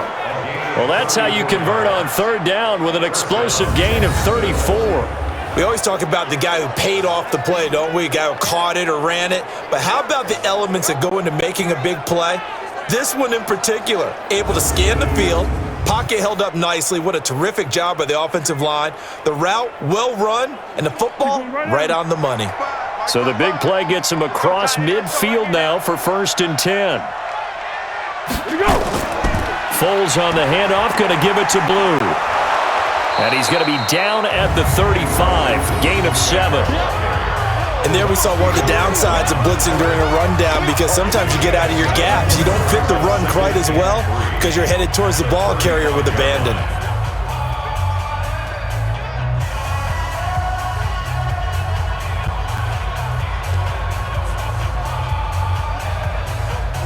So they'll come up after the gain of 7 on a 2nd and 3. Let's get off the field. Let's get off the field. Now Foles. Throw right side of the tight end O'Shaughnessy.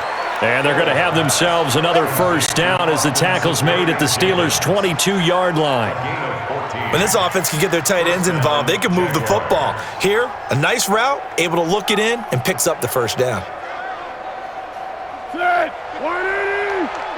55. Not today, you are. Not today. On first down, Blue. Just a yard on the pickup there, and it'll bring up a 2nd and 9.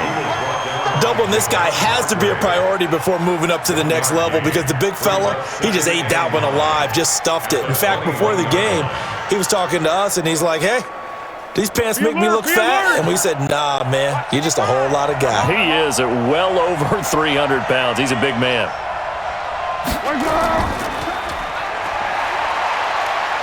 And they'll bring him down at the 18-yard line. They'll get 3 out of the dump-off there, and that'll lead to a 3rd down.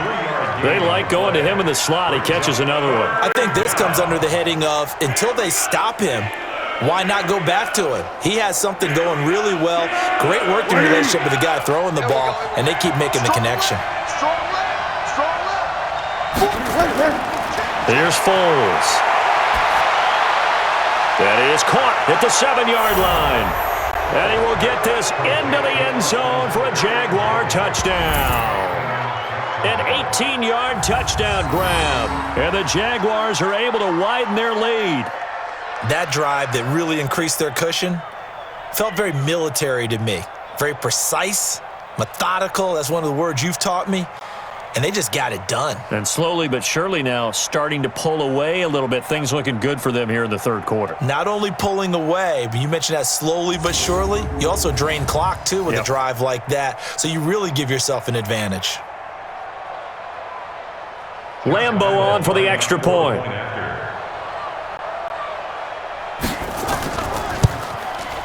And the lead opens up now to 22 points.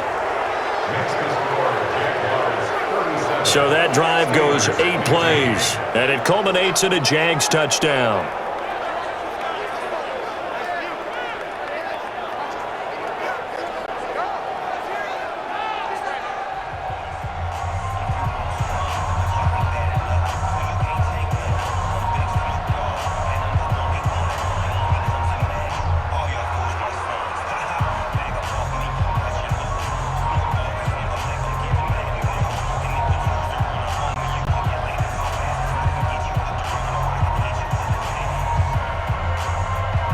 And Lambeau now, after the touchdown, he'll kick this one away. This will be taken in at the 1. Now a hit and a loose football. And the Jags grab it. And they will be set up now as he brings this thing all the way back inside the 20. So a teammate picking him up there, that was nearly disaster. And the way that you coach these things, you want to make sure you have eyes towards the return guy, because you want to make sure that the catch is secured. A lot of teams do that. They have at least one guy. Okay, you're responsible for making sure he secures the catch. He's not always the one that makes the recovery, but he can always sound out the alarm. Hey, ball's on the ground. We've got to get it back.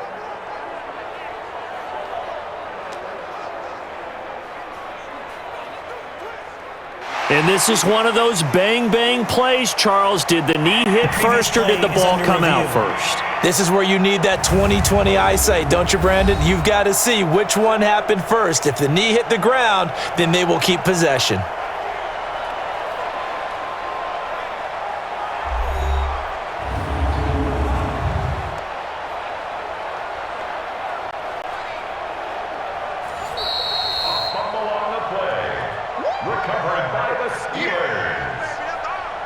After review of the play, the ruling on the field is reversed.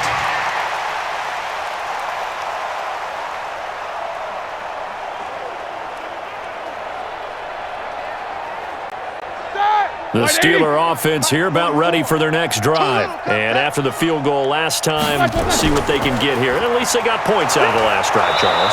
I never met an offensive coach that didn't want a drive to end with a kick. Most of them want it to end with a PAT, right? In this case, a field goal, they'll take it. Way better than the alternative, which is a punt. Yeah, but you met fan bases that wanted that, that weren't happy with that field goal. I haven't met a fan base yet that wants a drive to end with a kick, other than the extra point. That's it. A quick throw complete to Washington. And this one will go to the 28-yard line. That's what I'm talking about. Nice hit, boy. It's a gain of 4. Brings up 3rd and 6.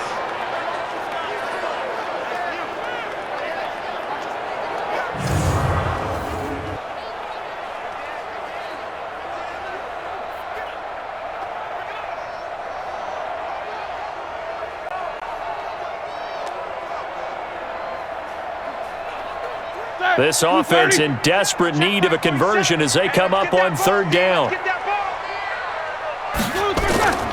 From the gun, it's Roethlisberger. And he'll find Washington. That's complete. And he gets this one just shy of the 40, down at the 39.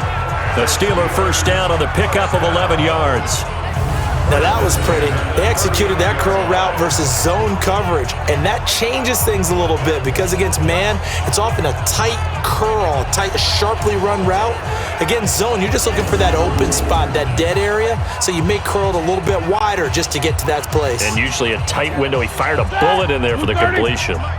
So from the 39 now, they'll come up on a 1st and 10. Stepping up, he's going to keep it.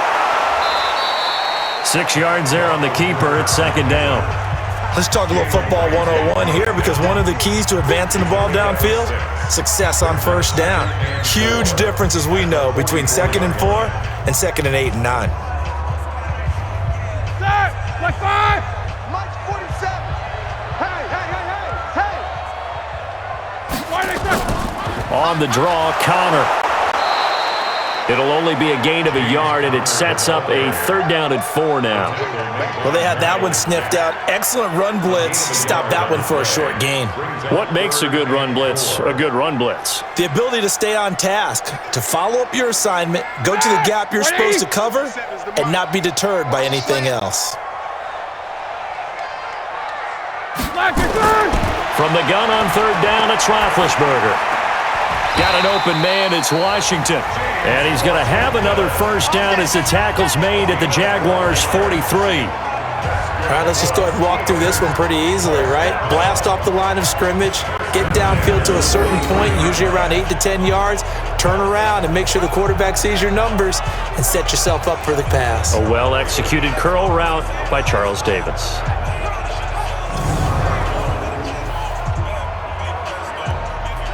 So in Jacksonville territory now. Here's a 1st and 10 at the 43. Now a draw play. This is Connor. And he's able to carve out about 6 there, down to the 37. Not too many offenses want to turn down long drives, but when you're down what they are, they've got to pay it off with some points.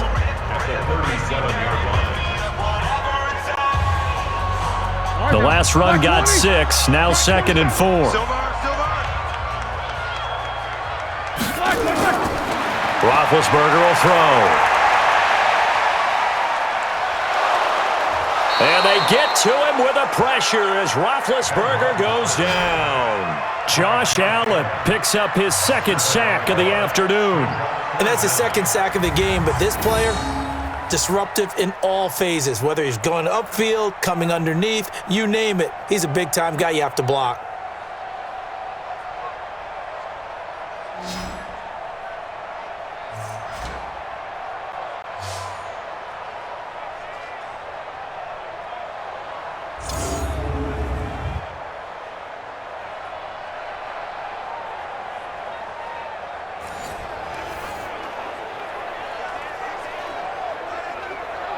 So the sack, and now a 3rd and long situation for the Steelers and Ben Roethlisberger. From the shotgun, it's Roethlisberger. Open man, Smith-Schuster, it's complete. And he's going to have another 1st down as the tackle's made at the Jaguars' 26.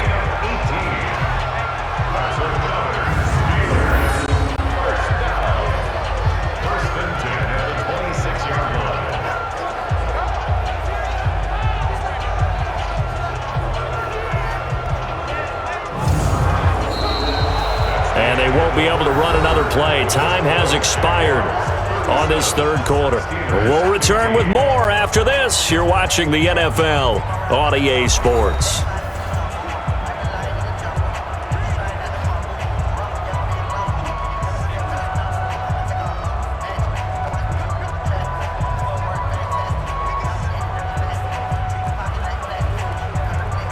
Roethlisberger coming up with a 1st and 10. And he's 4 for 4 now, throwing the ball to start the drive. Now it's Roethlisberger. And that's going to be incomplete. At this point, down big, you'd have to imagine this defense, they're just going to sit back, blanket the field as best they can. Yeah, this is actually the easy part of the game for them because, just as you noted, they can sit back, keep everything in front of them. But they've blanketed the field the entire game using a variety of coverages. Once again, they'll come up on the 26-yard line, 2nd and 10. Here's Roethlisberger to throw. It's caught by Moncrief. And he gets it inside the 10 to the 9. The passing game in rhythm right now for Pittsburgh. There's another first down.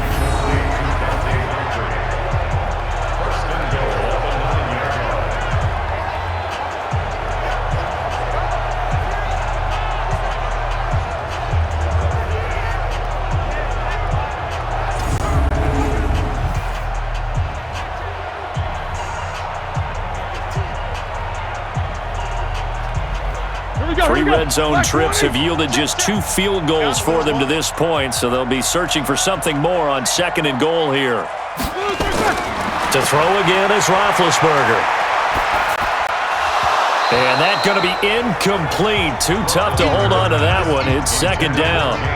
Well, he'd been targeted quite a bit on this drive, and finally I think the guys on the defensive side, they said no more. They slapped the double coverage on him, made it very tough for him to get the ball. Another shot from the 9 on 2nd and goal. Man, I got you. Man, I got you. Check 3. Now Connor. Let's go. Come on. And he'll take this from the 9 down to about the 7. Partner, I know we're in a goal-to-go situation, but my goodness. Think about running the ball here. Not even a thought, is it? Defensively, they're in a prime spot. And I think the defensive guys are probably expressing themselves to them as well. I wouldn't run it here, guys. You might want to try throwing it. This has been a long drive. You got to figure a field goal would be a letdown. Can they convert now on 3rd and goal? Oh, he's trying for Smith-Schuster, but it's intercepted. Picked off by the Michigan man, Jake Ryan. The Red Sea parts, and there he goes. 20, 10, and they will score. It's a Jacksonville touchdown. Defensively, they've had their way in this one. That pick 6 makes that scoreboard even more lopsided. I remember talking with a guy in the league, and I said, what do you do when the game's like this? You know, it's pretty much over. You ready to go to the bench and hang out? He said, oh, heck no. I want to stay on the field. I might get some stats. Might get a pick or 2. You like being out there at the end of these wide margins. When they have to throw it, that gives you more opportunities to go get it.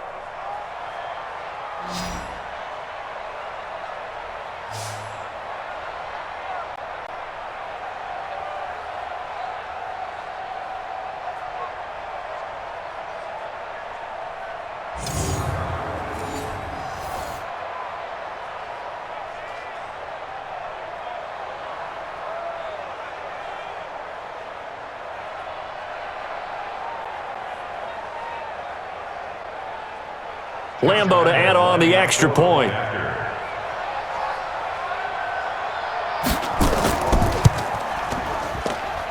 And he's been a busy man, 5 for 5 now as he knocks another one through to extend the lead. A heck of a play there defensively, getting the interception, navigating his way into the end zone for the touchdown.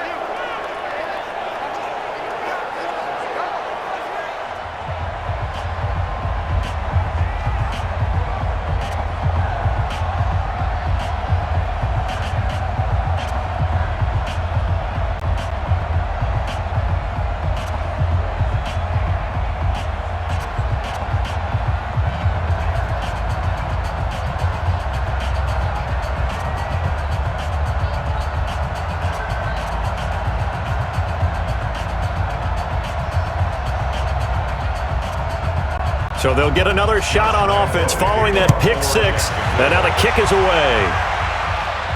This is fielded a couple yards deep.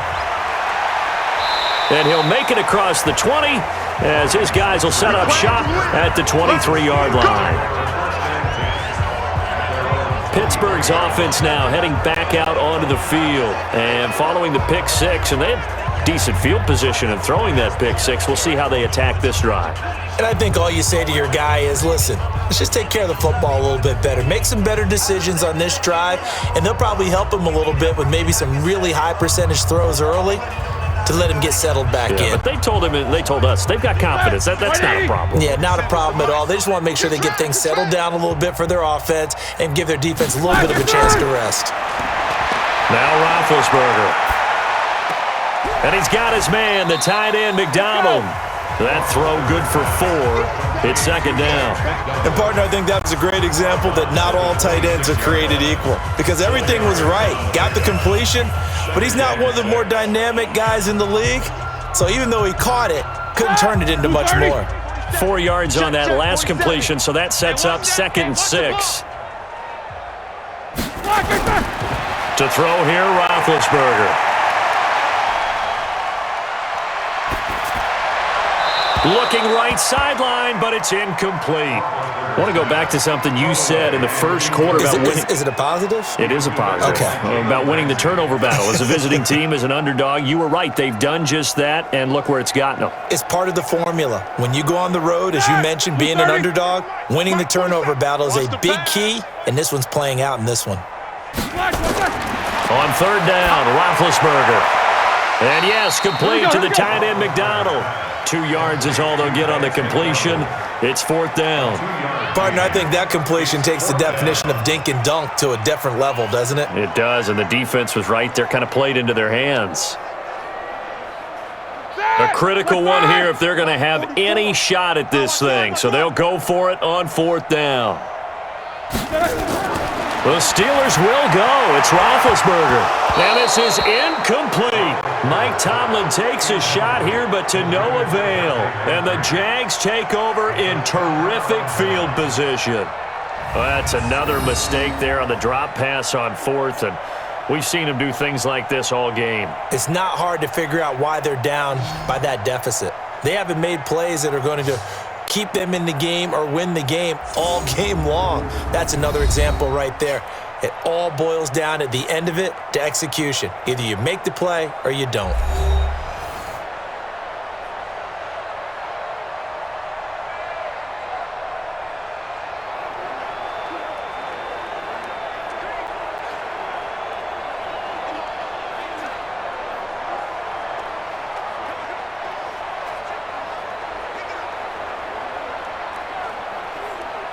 Let's go! Check 55, Mike. Hey. SOS. They'll run with Fournette. And inside the 20 before he's brought down. 11 yards there for Jacksonville and a 1st down as well. Well, partner, I know this type of running back.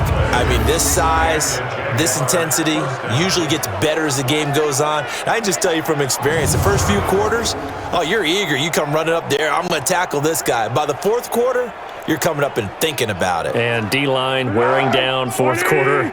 Yeah, that's not a guy they want to see consistently. Why? Get wide! They keep it with Fournette on 1st down. A nice pickup of 14, and it moves the stick, sets up a 1st and goal. Do my eyes deceive me, or is he getting stronger as this game moves along? Burst seems just as good here in the 4th as it was way back in the 1st, doesn't it? I do believe someone put a lot of time in the offseason and continues to condition during the season in order to continue to carry the ball at this rate.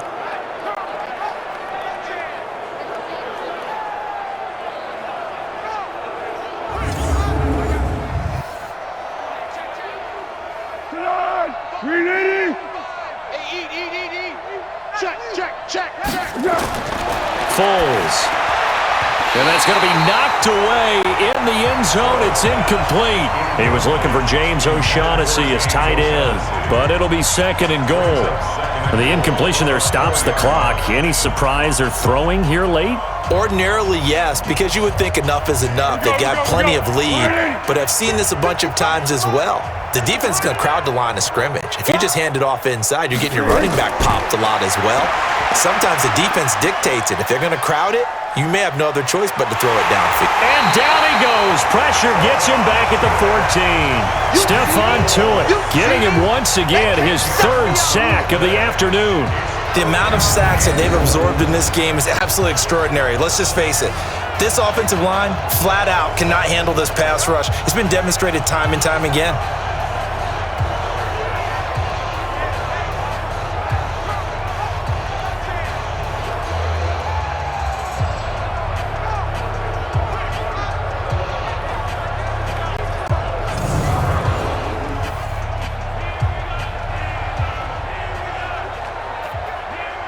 been so good on third down all day long. Can they convert another here on third and goal?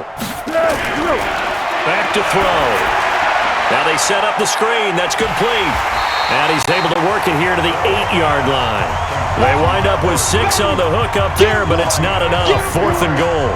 They dialed up the screen pass on third down, and for a second it looked like it was all going to come together, and they had a chance to pick up a first down, but the defense got there and finished it off.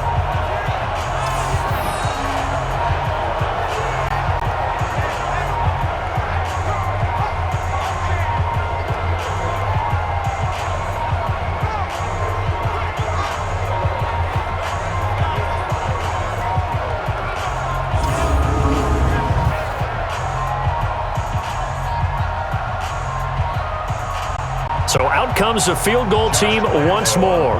From the left hash, a chip shot here. The kick by Lambeau is good. And they're sitting pretty now as the lead grows even further. So it's 3 more points, and that widens this thing out even further here in the 4th. And you know in this league, you can never have enough points, but this widens it out, as you said, and now it's all about ball control, isn't it?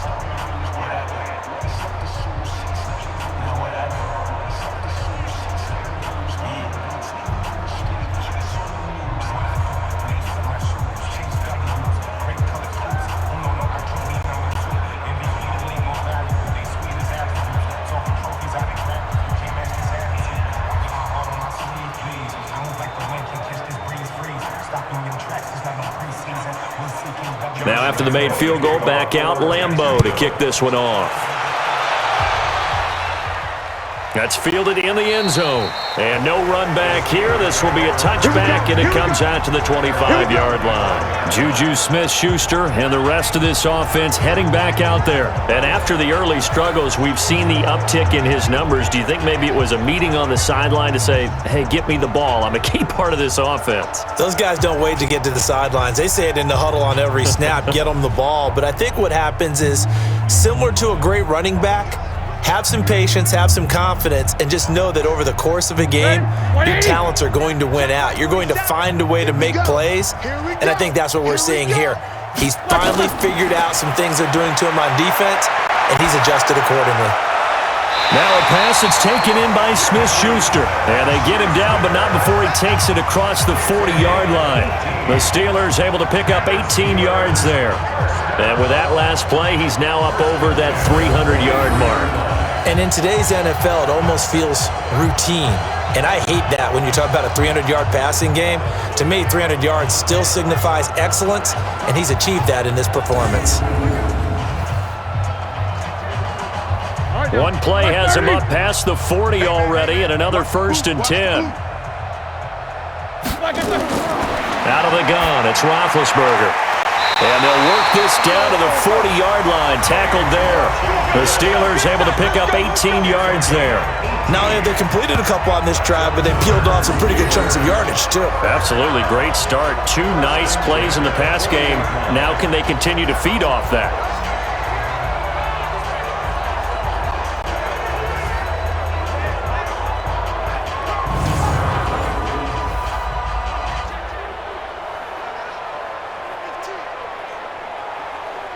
Back-to-back good plays have them on the move on first down. I'm coming after you. Here's Roethlisberger. Looking sideline, incomplete.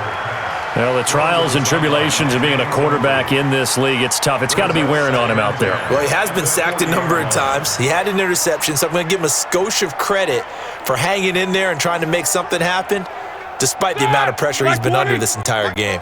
So 2nd down and 10. Once again, they'll go from the 40. Again, it's Roethlisberger. And his throw here's incomplete. The linebacker, Miles Jack, able to knock that one away. When you see passes knocked down by those guys I call the frustrated fullbacks, the linebackers, you know that in their zone coverage, they were able to drop, see the ball thrown, and react to it very quickly. So back-to-back incompletions, and that has him staring at a 3rd and 10. Here's Roethlisberger. He'll find Smith-Schuster. That's complete. They do get 9, but it leads to 4th down.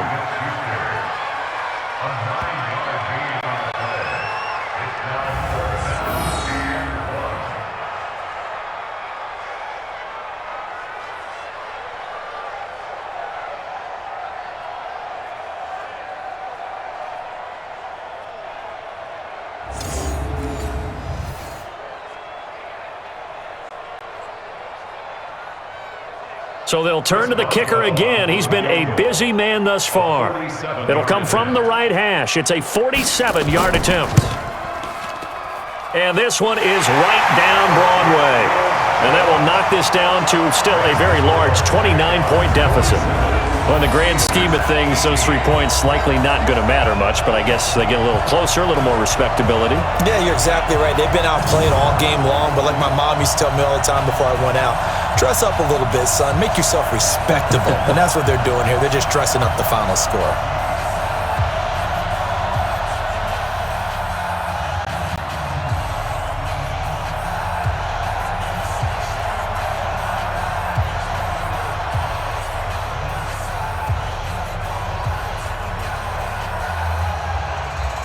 After the successful field goal try, here's Boswell to send it away.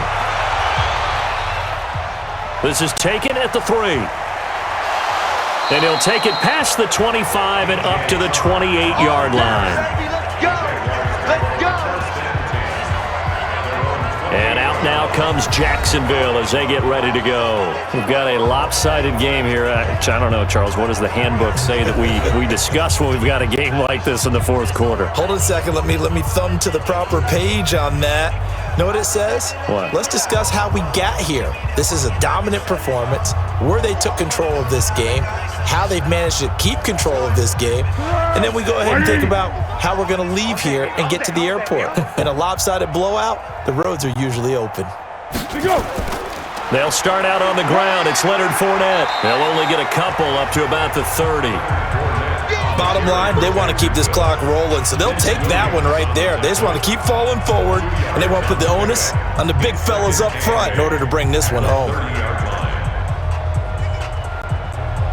The last run got a couple. Here's 2nd and 8. Stay with your man! They'll run it again with Fournette. And he gets this to the 35. Good for a gain of 5. That's it. That's what you want. Straight ahead positive gain. Just keep that clock ticking. And it's 3rd down. Tempo. Watch it, 5.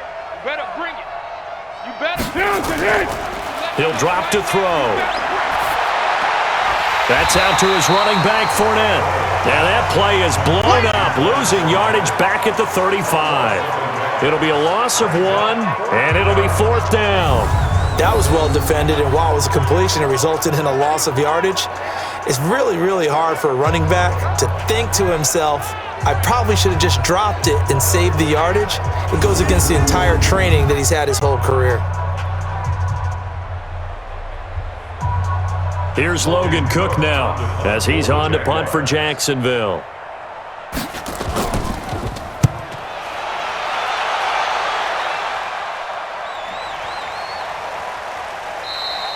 And this one hits at the 1, continues on into the end zone for a touchback. Out comes the Steeler offense now, ready to see what they can do here. And last time able to get 3. It's not what they wanted. They wanted 6, but they got at least something. They mustered something out of the drive. They'll take it. I like the way you've described it. Not ideal, but they'll take it. Anything to put some points on the board. But this time on offense, they don't even want to see the field goal kicker trot on the field. They want that ball in the end zone. They'll be going for 6. Big Ben and the Steelers with a 1st and 10 at the 20. They start with a give to Connor. Yeah, boy, this defense again really making things tough on him as they stop him for no gain. And the big fella stuffed that one up in a big way. I think doubling him has to be a priority because you can't move up to the next level if you don't take care of him first. Officially nothing on that last run. They'll try again 2nd and 10. Now Roethlisberger to throw. This one complete, right side to McDonald. They'll wind up getting 10 back as that sets him up for 3rd down. And passing yardage-wise, now up over 350 in this game. Pretty nice performance. Definitely that, which usually means you're putting a lot of pressure on guys trying to cover. If you're a defensive back and they put over 350 yards on you, you've had a long day. The key to everything, if you're doing it without throwing interceptions or turning the ball over. And he's got Moncrief. And they get him down, but not before he takes it across the 40-yard line. That one good for 14 yards and a Steeler first. That's a pretty good throw on the curl route there. Third down, and they pick up a first. Defense should be aware for that, right? They should be aware, but it was so hard sometimes. Yeah, it's not easy. Because when they sell that route really well, you think they're going upfield, then they curl back, show their numbers to the quarterback, and complete the play. White 80. Check back 47. Watch the screen, watch the screen. Watch the screen, watch the screen. They'll throw on first down with Roethlisberger. Able to get away. And incomplete as he was knocked as he threw it. And it took the ball off course. We've seen this quite a few times in this game. Offensive line unable to keep leverage, unable to keep people away, facing a lot of pressure. Fortunate just to get rid of it. One of the reasons they're down is that inability, though, to stop the pressure. We saw another example of it there. Again on 2nd and 10, it's Roethlisberger. His throw incomplete. James Conner, the running back, his intended receiver, and it's 3rd down. Just a little beyond the reach there of his receiver. That's probably one he wishes he had back. He wishes it had been 7-on-7 in practice, or maybe even routes versus air, because that's a completion he makes, 9.9 times out of 10? Just missed that one. Throwing again, it's Roethlisberger. And that is incomplete.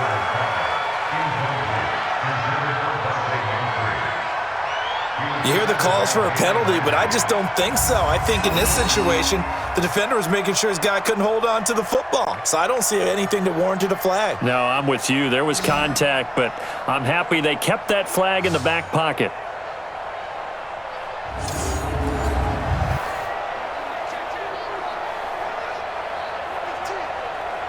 Here's Jordan Berry now. He's been terrific so far.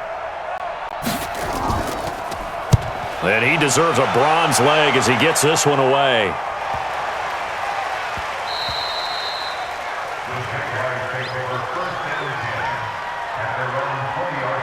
Out comes the Jaguar offense now as they get set to take over. The outcome of this one, well, we know who's going to win it. It's just all window dressing at this point. Got me thinking, what's the biggest blowout that you've been a part of as a player, broadcaster?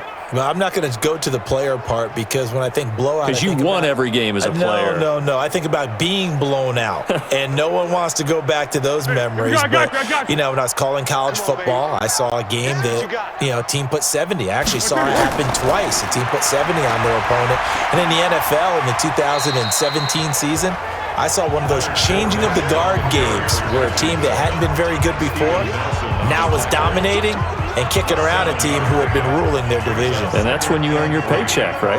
As the analyst, you got to fill that time. You've got to know what's going on out there and how it all happened. Well, obviously, that begs the question, what game was it? That was Seattle hosting Los Angeles, the Rams. Yeah. Their second meeting of the season, and the Rams turned it around from their first one and blew out the Seahawks. They'll get 3 as the drive continues. It's a first down. Well, partner, Marvin, our number 1 stats guy, just handed me a little card that says he has 97 yards on the ground today. You think he's going to get the ball again? I think so. 3 away from that century mark. Got to have it. Yeah, and I think what they're going to call is one of his favorite runs, whatever he feels comfortable with, and what the offensive line has executed well today to try and get him over 100 yards. And he gets this to the 35. Good for a gain of 5. Well, the strategy was evident there. Get it to your tight end and make it a one-on-one play with a cornerback. Who's usually going to win that one? The tight end, but not there. Not in this situation. How about the corner defeating that logic and making a really nice tackle?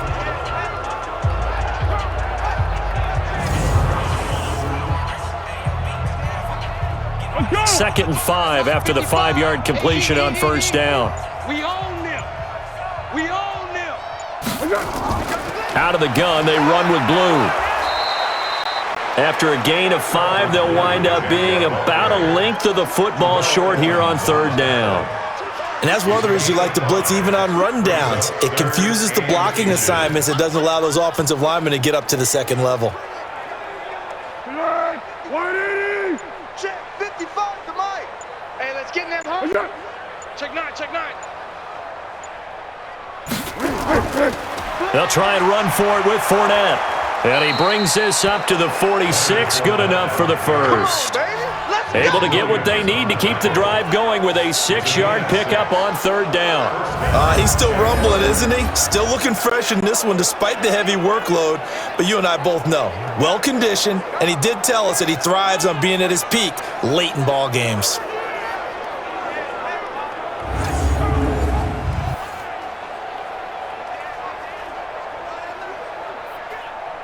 Coming up to the line, and they will need to run another play here before the 2-minute warning. Let's go. Let's bring it. Let's bring it.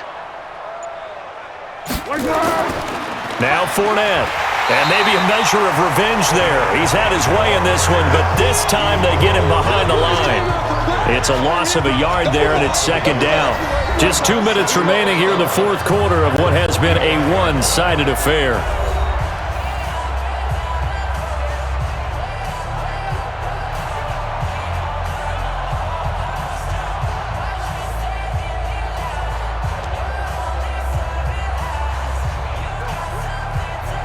So it's Jaguar football here as we welcome you back.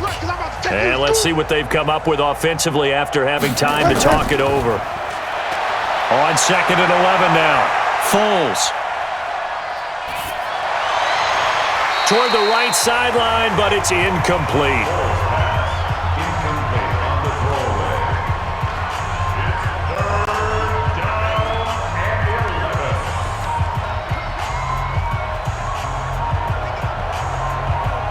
Seventh play of this drive coming up, but a long way to go on third down.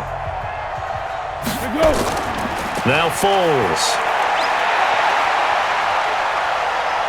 It fights him off. And that is incomplete.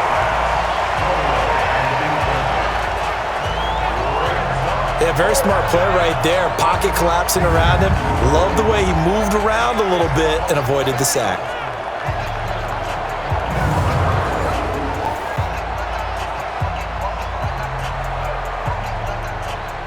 Here's Logan Cook now, as he'll punt it away for the 4th time today.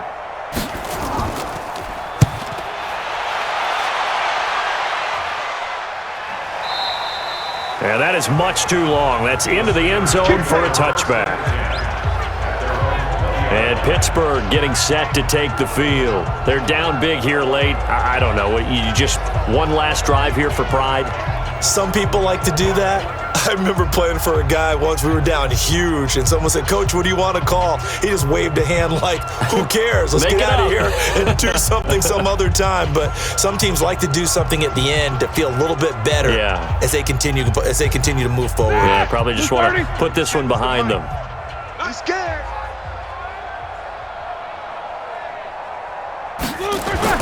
On 1st and 10, it's Roethlisberger. And that is caught on the right sideline, but out of bounds, says the line judge. The throw took him a little too far. It's second down. Out routes are always timing routes, and if the timing's off just a little bit, it can really throw off a play. It looked like he led him a little too much there. Yeah, there was a fraction of a second because he caught it, just couldn't stay in bounds. After the incompletion, here's 2nd and 10 from the 20. Roethlisberger will throw. On the left side, it's McDonald. And he coughed it up, but this will get out of bounds, so possession will stay the same. I don't know about you, but I could hear and feel the sigh of relief all the way up here in our booth. That was palpable. The sideline, the friend there. No doubt about it. Ball goes over the sideline, able to retain possession, no turnover. I know his coaches are screaming, just hang on to the ball, man.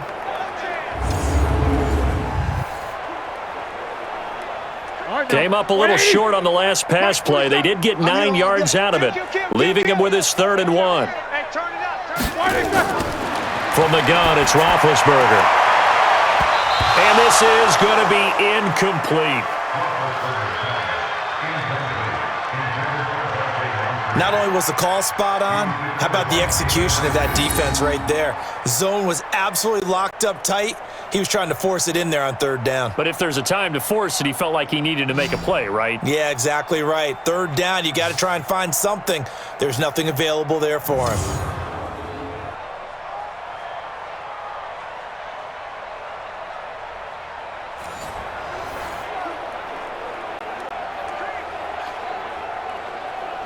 Here's Jordan Berry now, as they're forced to kick for the 6th time today. Pressure comes, and the Jags block it. Now it's scooped up, and this is a live football. So when I look at the scoreboard and realize they just blocked a punt with that type of a lead, how much of that was a called punt block or how much of it was a breakdown, you think, by the team punting the ball? You got to think a breakdown, right? Yeah, that's what I think. I think someone just didn't fulfill their assignment and end up now in even worse position. And now you can start the buses. I would say it's safe, right? Rev them up, baby. If they weren't started already.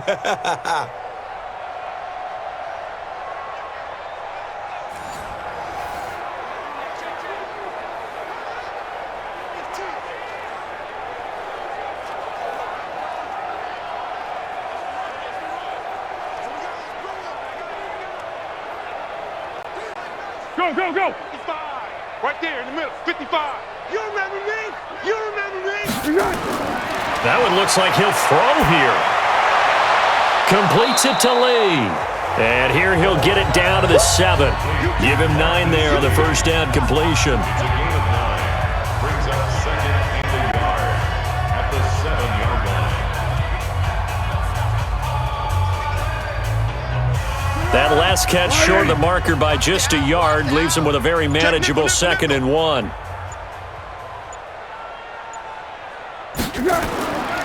Now Leonard Fournette. And the stop will come inside the 5 at the 4. It's a 3-yard pickup, and that sets up 1st and goal. I've got an idea. Let's skip racing to the airport at the end of this game. Let's go to the post-game press conference. I have a feeling that the quarterback of this winning team is going to be giving a whole lot of credit to the running game and the offensive line. Yeah, I was just going to say the offensive line. Yes, carrying the ball has been key, but those guys up front, they've made a lot of space. Get ready, get ready, get ready. But Charles, it's one thing to win. It's another thing to win and put up the amount of points that they did.